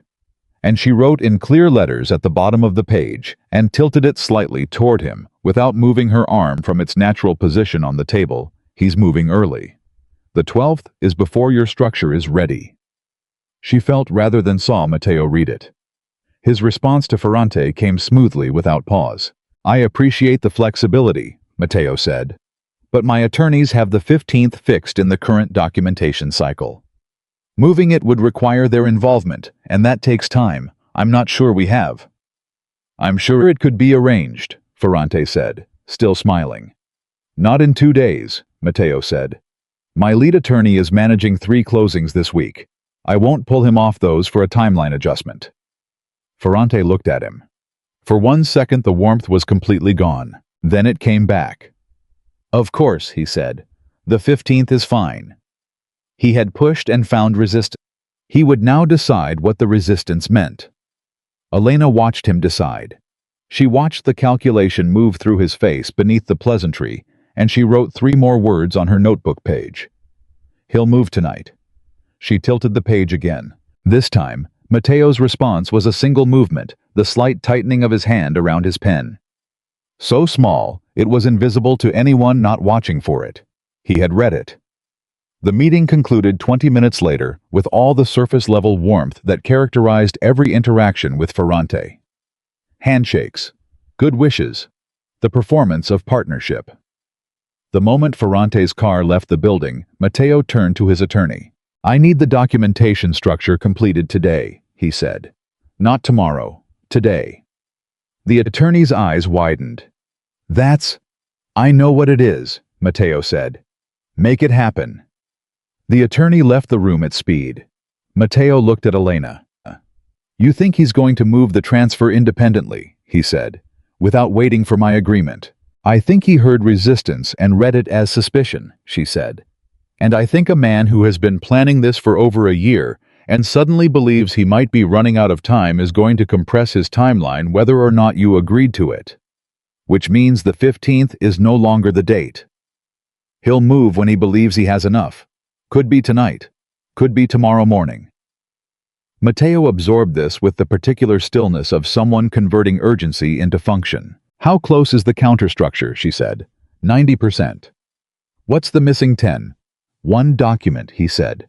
A filing that my attorney has been preparing. It should have been ready tomorrow morning. Can it be done in 6 hours? He looked at her. Why 6 hours? Because if Ferrante moves tonight, he'll move after midnight, she said. He'll want the cover of off hours. He's careful. He won't rush it enough to move in daylight. Mateo was already reaching for his phone. He made 2 calls. The first to his attorney. The second to one of Ferrante's enemies, the arrangement he had made on day 2. The men whose cooperation had been secured through the exchange of information. A brief conversation. Precise. 3 sentences. He hung up. He looked at Elena. The filing will be complete in 4 hours, he said. And Ferrante's partners in this arrangement are being informed right now that the timeline has changed. So they're ready when he moves. They'll be watching the account, he said. The moment the transfer initiates, they intercept at the documentation layer. Elena let out a slow breath. Then we wait, she said. Yes, he said. Do you have somewhere to be tonight, he said. Something I'm pulling you from. My couch, she said. And I've seen enough of it this week. Something in his expression. That thing she could not easily name. The thing that had been accumulating in small increments across all the weeks of this became slightly more visible. Stay, he said. I'll have food sent up. We can wait here. She looked at him. All right, she said. They waited. They ate bad Thai food from a delivery order and talked about things that had nothing to do with Ferrante or Caruso or shell accounts. He asked about her grandmother, and she told him more than she had told most people about Conchetta's kitchen and the Sunday sauce and the $40 and the particular quality of a woman who treated stubbornness as a form of love. He listened with the complete attention she had noted from the beginning, the attention of someone who was genuinely present in a conversation, rather than simply occupying his half of it. At one point she asked him about his father. He was quiet for a moment. Then he told her. Not much. Enough. A man of enormous presence and very little warmth. A man who built things and expected them to be carried forward without ever explaining why the carrying mattered. A man Mateo had loved with the complicated, unresolvable love of a son who spent 30 years trying to understand someone who had never been designed to be understood. Caruso filled something in, Elena said quietly. After your father. Mateo was quiet. Yes, he said. She said nothing else, because there was nothing else to say about it that would be more useful than the space to simply have it be true. At 12:47 in the morning, Mateo's phone lit up. He read the message. He looked up. He moved, Mateo said. And, Elena said, the intercept is complete. A pause. The documentation layer is now recording a transaction that leads directly to Ferrante's own accounts. His own attorney's fingerprints on the construction. She exhaled. The Belmont account. Dissolving as planned, he said. By morning there will be nothing to trace to me. Only to him. The room was quiet. It's done, she said. Almost, he said. Tomorrow I speak with Caruso. She nodded. He set down the phone, and he looked at Elena Rossi sitting across from him in the fluorescent light of a 9th-floor conference room in Chicago's West Loop, with cold Thai food between them and the wreckage of a 16-year betrayal finally contained. Elena, he said. She looked at him. I want to tell you something, he said. And I want to say it before tomorrow, before the Caruso conversation, before everything goes back to whatever it becomes after this. She waited. I hired you because you spoke Italian, he said, and because you were the first person in longer than I can remember who expected me to behave well and believed I was capable of it. He held her eyes. I have been thinking about that since the night you said it. I didn't say it directly, she said. You didn't need to, he said. The expectation was in how you spoke to me. Like I was a person who could choose better, rather than a force that simply moved in whatever direction it moved. Elena looked at him for a long moment. You were capable of it, she said. Tonight proved that. Tonight was partly your doing, he said. Tonight was entirely your choices, she said. I gave you information. You decided what to build from it. Don't minimize what you gave me, he said, not harshly, with the precision of someone correcting a calculation. She was quiet. All right, she said. I won't. He looked at her. What happens now, he said. And she understood he was not asking about the next 24 hours. She looked at her hands for a moment. Then she looked at him. Tomorrow you talk to Caruso, she said. And you handle that. And then you'll know what your organization actually looks like, who's in it, who isn't, what it needs to become. And you, he said. She held his gaze.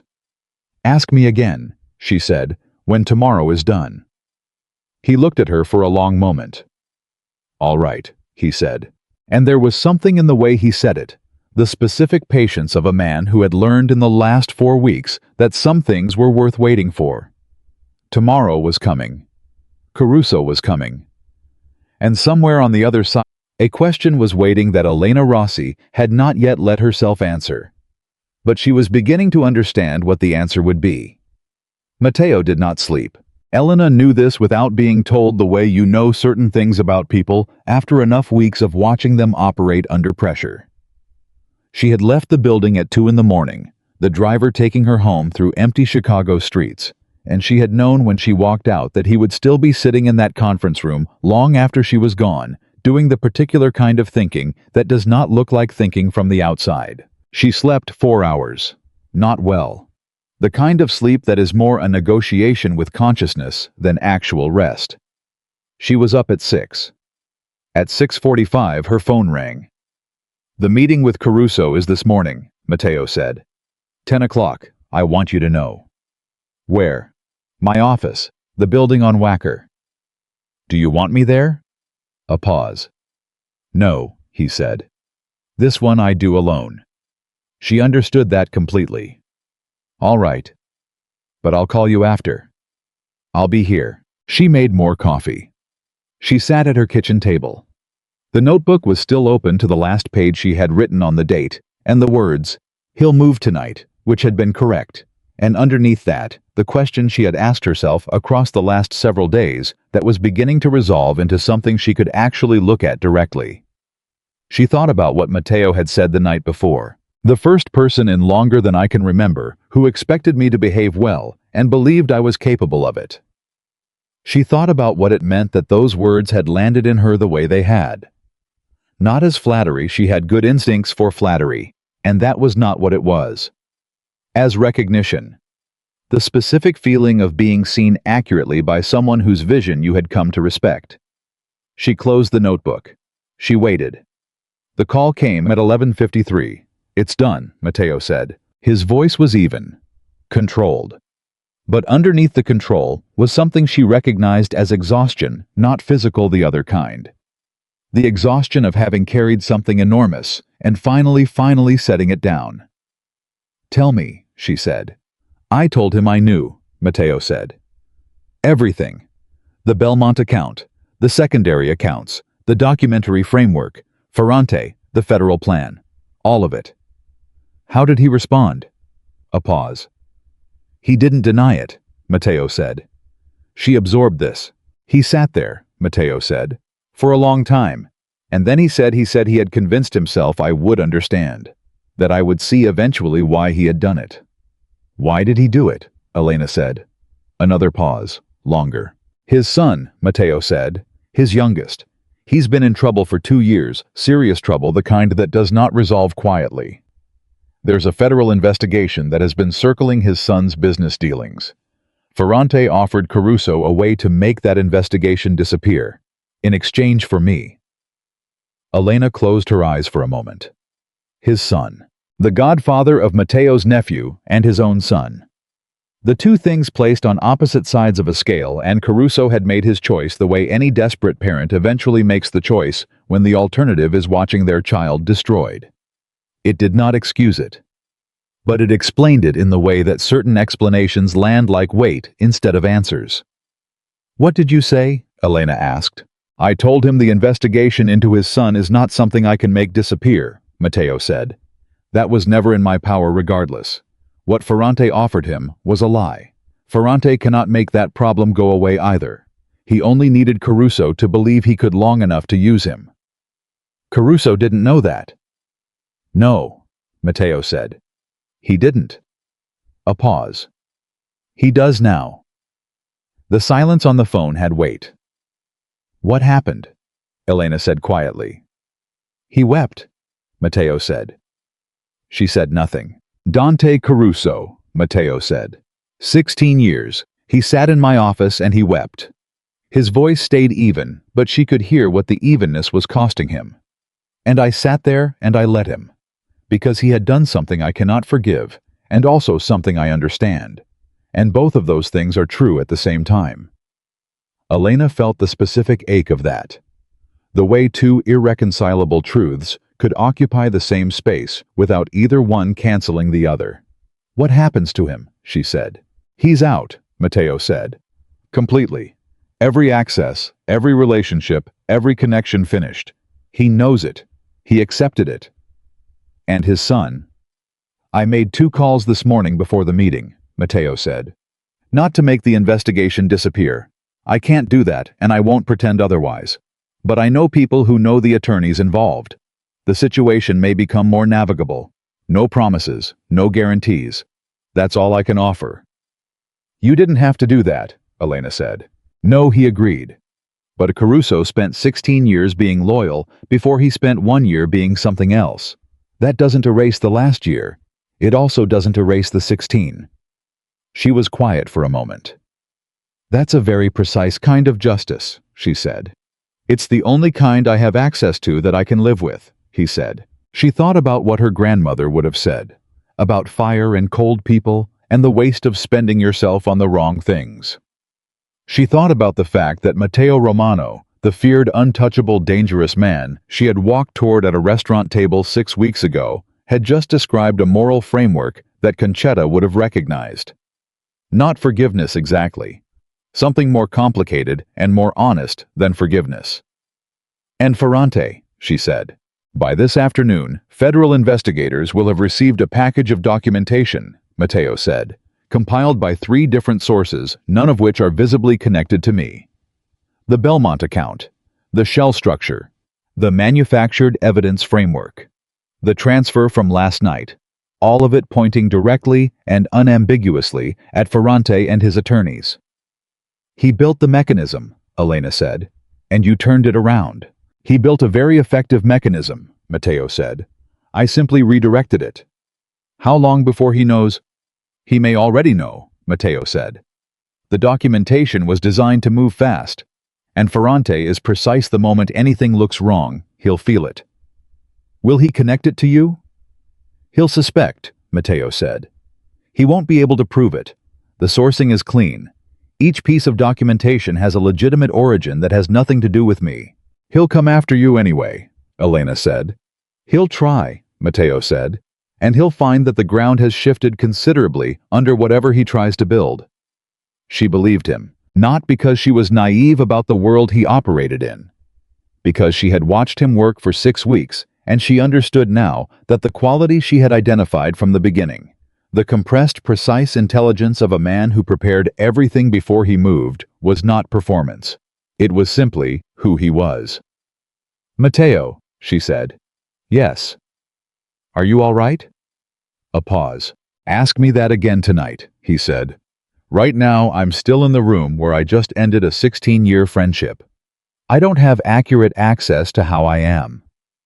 "That's honest," she said. "You require honesty," he said. "I've adjusted." Something in her chest did a thing she did not entirely have language for. "Call me tonight," she said. "I will," he said. And then after a pause, "Elena, the question I asked you last night, That you told me to ask again when today was done. She knew exactly what he meant. Today isn't done yet, she said. No, he agreed. But I wanted you to know I haven't forgotten. I haven't either, she said. She hung up. She sat at her kitchen table for a long time. Then she picked up her phone and called Marco. He answered on the first ring. "Elle, are you okay? You've been—" "I'm fine," she said. "More than fine. I need to tell you something." "What happened?" "The situation," she said. "The professional thing I told you about. It's over." A pause. "Over how?" "Over well," she said.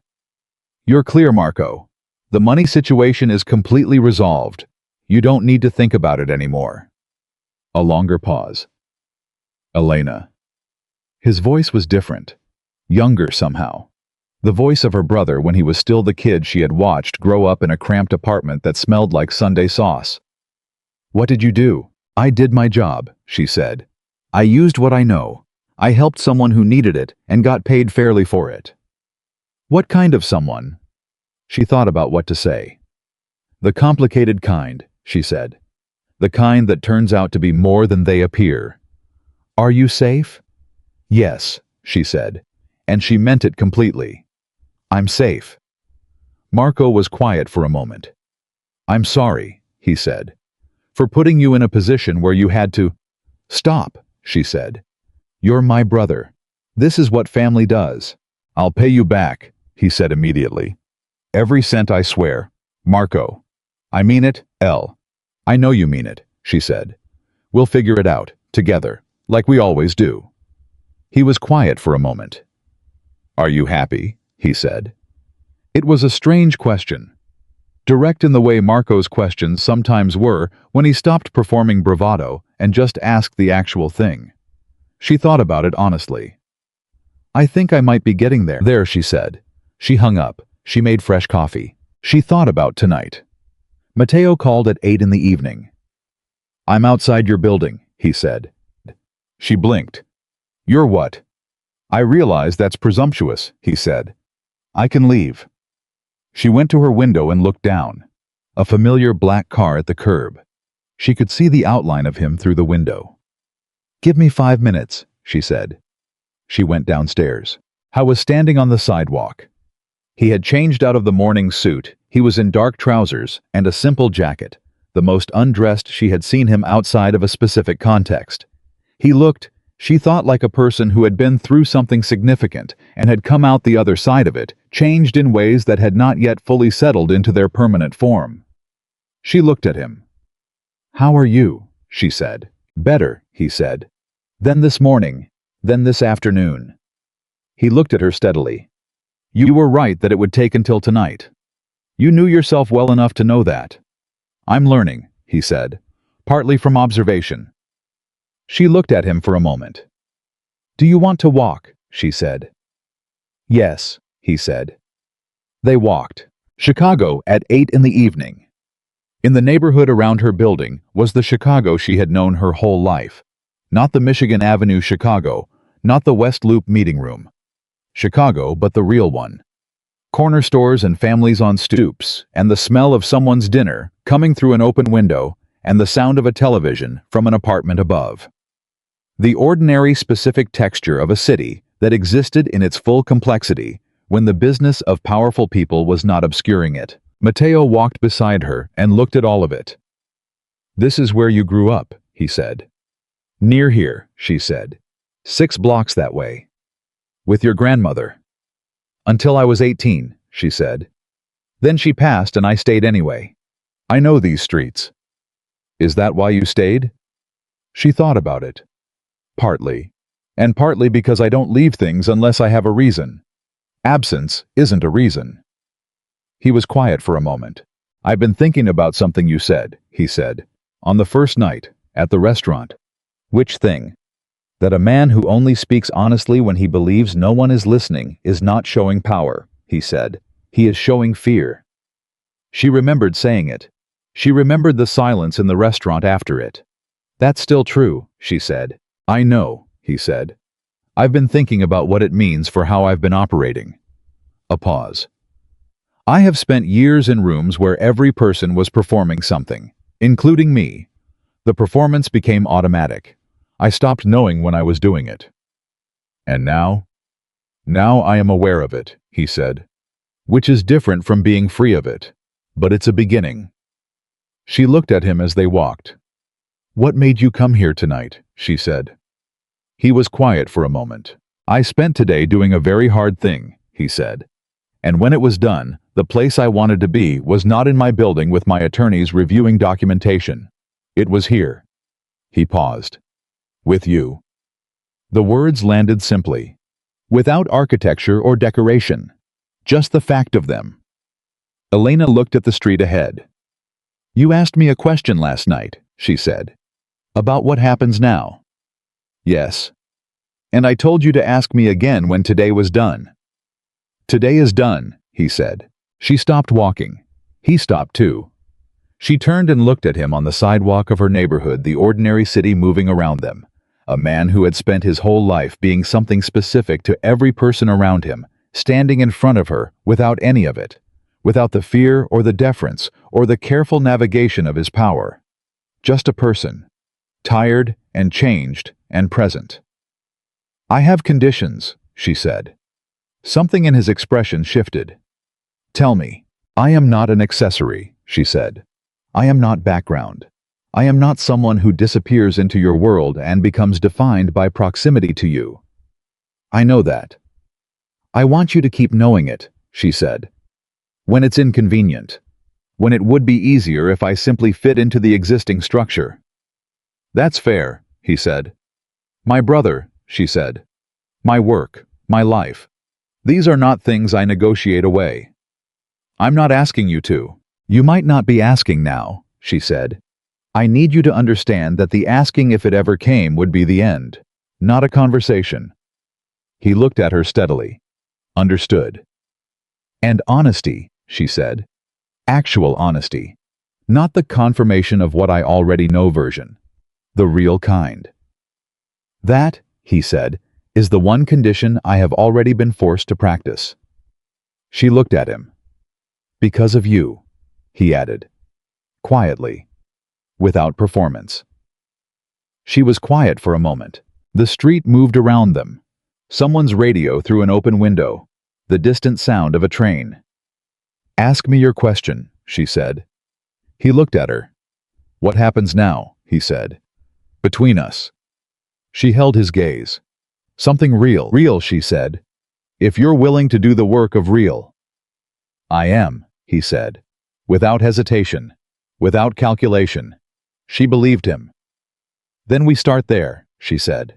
3 months later, Chicago had moved into early spring, and Elena Rossi's life had changed in ways she was still learning to fully see. She still worked at Bella Vita 2 nights a week. This surprised people, not Gerald, who had long since stopped being surprised by anything Elena did, but others. People who knew in the vague, carefully worded way that things were known in Matteo Romano's world, that Elena was now a significant person in that world. They expected her to have exited the restaurant, the apron, the ordinary visible life. She had not. Not because she needed the money that situation had resolved completely. Not because she was making a point exactly. Because she understood something about herself that she had always known and refused to discard. She was the person who showed up to things she had committed to. Who did not abandon the version of herself that had built something real, simply because a larger room had become available. Gerald had given her a section she liked and stopped hovering quite so anxiously. Diane had eventually stopped asking questions when it became clear that the answers were going to be unsatisfying and the mystery was apparently permanent. And Table 7 had a new regular. He came on Thursday evenings when he could manage it. He sat in the corner with the particular stillness she had first noticed 6 months ago, and now knew was simply the way he existed in the world. He ordered the Barolo, always the 2015, and he ate dinner and occasionally brought work that he set aside when she came by between tables. He never asked her to hurry. He never asked her to be something other than what she was doing in that moment. He had learned to understand the distinction between the woman who served his table and the woman who sat across from him afterward, and he navigated it with the careful respect of someone who understood that the distinction mattered. She had introduced him to Marco. That had been its own kind of extraordinary. Her brother 26, and performing his most elaborate version of protective older sibling, despite being 4 years younger, and Matteo meeting it with the complete seriousness it deserved. Not condescension. Not the efficiency of a powerful man dealing with a complication. Actual engagement. He had asked Marco questions and listened to the answers, and at the end of the evening, Marco had pulled Elena aside in the kitchen and said with the particular begrudging honesty of someone whose instincts had been contradicted, "He's not what I expected." "No," Elena had agreed. "He's not." "Do you trust him?" She had thought about it honestly the way she thought about everything. "Yes," she said, "within what's real. Which is not the same as trusting everything about what he does, but trusting him the person, yes." Marco had nodded slowly. "Good enough," he said. Coming from Marco, it was a standing ovation. The Ferrante situation had resolved with the particular quiet efficiency of things that had been built carefully. Federal investigators had received the documentation. The investigation that followed moved at the measured pace of such things, but its direction was clear and its foundation was solid. Ferrante's attorneys were part of the structure. His shell companies were part of the structure. The manufactured evidence he had assembled with such meticulous care had become, through the redirected documentation layer, a record not of Matteo Romano's crimes, but of Ferrante's construction of them. Ferrante knew. He had reached out once through an intermediary, in the careful language of men who understood that direct contact was no longer available. The message was brief. Something between an acknowledgement and a warning. Matteo had not responded. He did not need to. Dante Caruso was gone. Not from the city, not from existence. He was simply gone from every room where he had previously occupied a position of trust. The removal had been complete and quiet. No announcement, no drama. The particular disappearance of a person from the infrastructure of a world that simply stopped including them. His son's situation had become, as Matteo had said, more navigable. Elena did not know the details. She did not ask. That was the line she had drawn for herself. She understood the world she had stepped into. She navigated it with her eyes open, and she maintained the clear boundary between what was her business and what was not. It was not always easy, but easy was not the thing she had ever been optimizing for. On an evening in April, Matteo arrived at Bella Vita, not on a Thursday and not at his regular hour. Elena was mid-service when she saw him at the host stand. Gerald was doing his barely suppressed panic expression. She finished the table she was attending and walked over. "You're not a Thursday," she said. "No," he agreed. "I need 5 minutes." She looked at Gerald, who immediately became very interested in something on the other side of the restaurant. She led Matteo to the small alcove near the service station. Not a table, just a pocket of privacy in the busy room. "What happened?" she said. "Nothing bad," he said immediately. "I want to say that first because your face does the thing it does when you're preparing for bad news." She looked at him. "What thing?" "The thing where you become very still," he said. Like a person reading the situation before committing to a response. She filed the fact that he had learned to read her that precisely and set it aside for later. "Then why are you here on a Wednesday?" she said. "I have a meeting tomorrow," he said. "In New York. I'll be gone for 4 days." A pause. "I wanted to see you before I left." She looked at him. "You drove to my workplace on a Wednesday night to tell me you're going to New York tomorrow." "Yes." "You could have called." "I could have," he agreed. "I didn't want to call." She looked at this man. This complicated, precise, unexpectedly honest man who had walked into a restaurant 6 months ago and been so certain of what he saw that he had missed everything that mattered. She thought about the distance between that version of him and the one standing in front of her now. It was not that he had become a different person. He had become a more accurate version of the same one. 4 days, she said. 4 days, he confirmed. "I work Saturday. I'll be back Sunday morning." She held his gaze for a moment. "There's a place," she said, "in my neighborhood, Sunday morning. They make eggs the way my grandmother would have made them if she'd had better equipment. It's not the kind of restaurant you usually go to.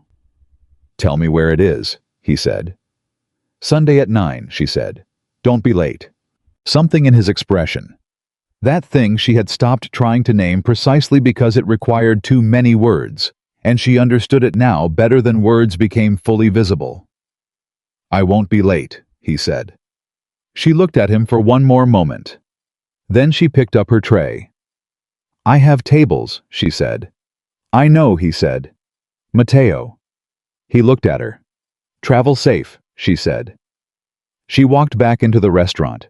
She did not look back. She did not need to.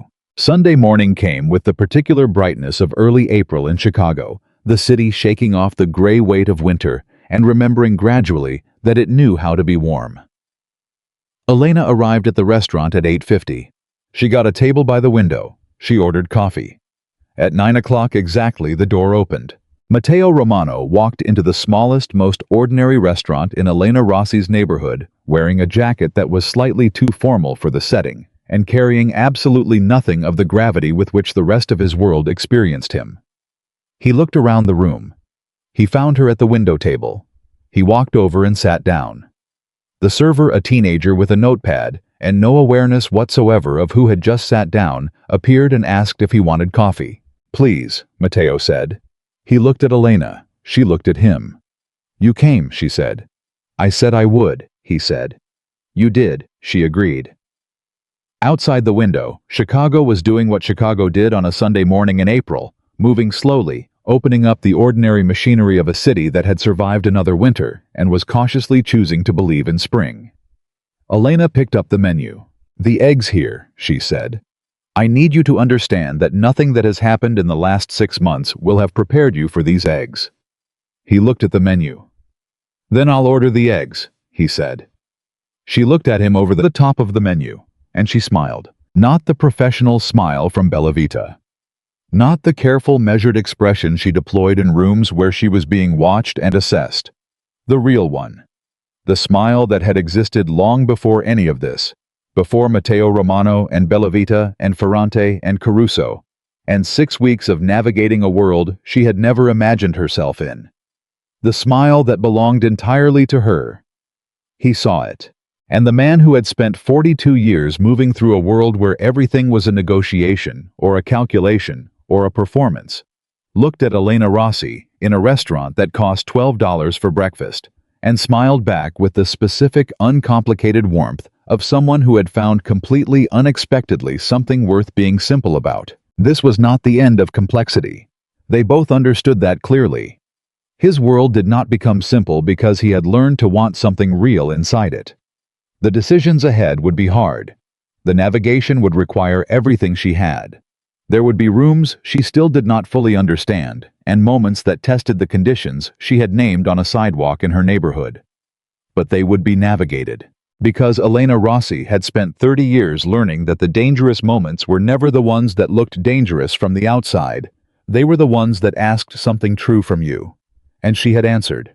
She had walked toward the thing that required her full self, with her eyes open, and her conditions named and her grandmother's voice in the back of her mind saying, "Do not waste your fire on cold people." And she had found in the last place, she expected a person who was not cold at all. Just afraid of being seen. Until someone with the courage to look directly at him had finally made him stop. The coffee arrived. The eggs were extraordinary, and Matteo Romano, the man who had once looked past Elena Rossi in a restaurant and seen nothing worth his attention, sat across from her on a Sunday morning in April, and understood with the complete clarity of someone who had been shown a truth he could not unlearn, that the most significant thing that had ever happened to him had begun the night he made the mistake of assuming a woman was invisible. Because Elena Rossi had never been invisible. She had simply been waiting for someone capable of deserving what she saw.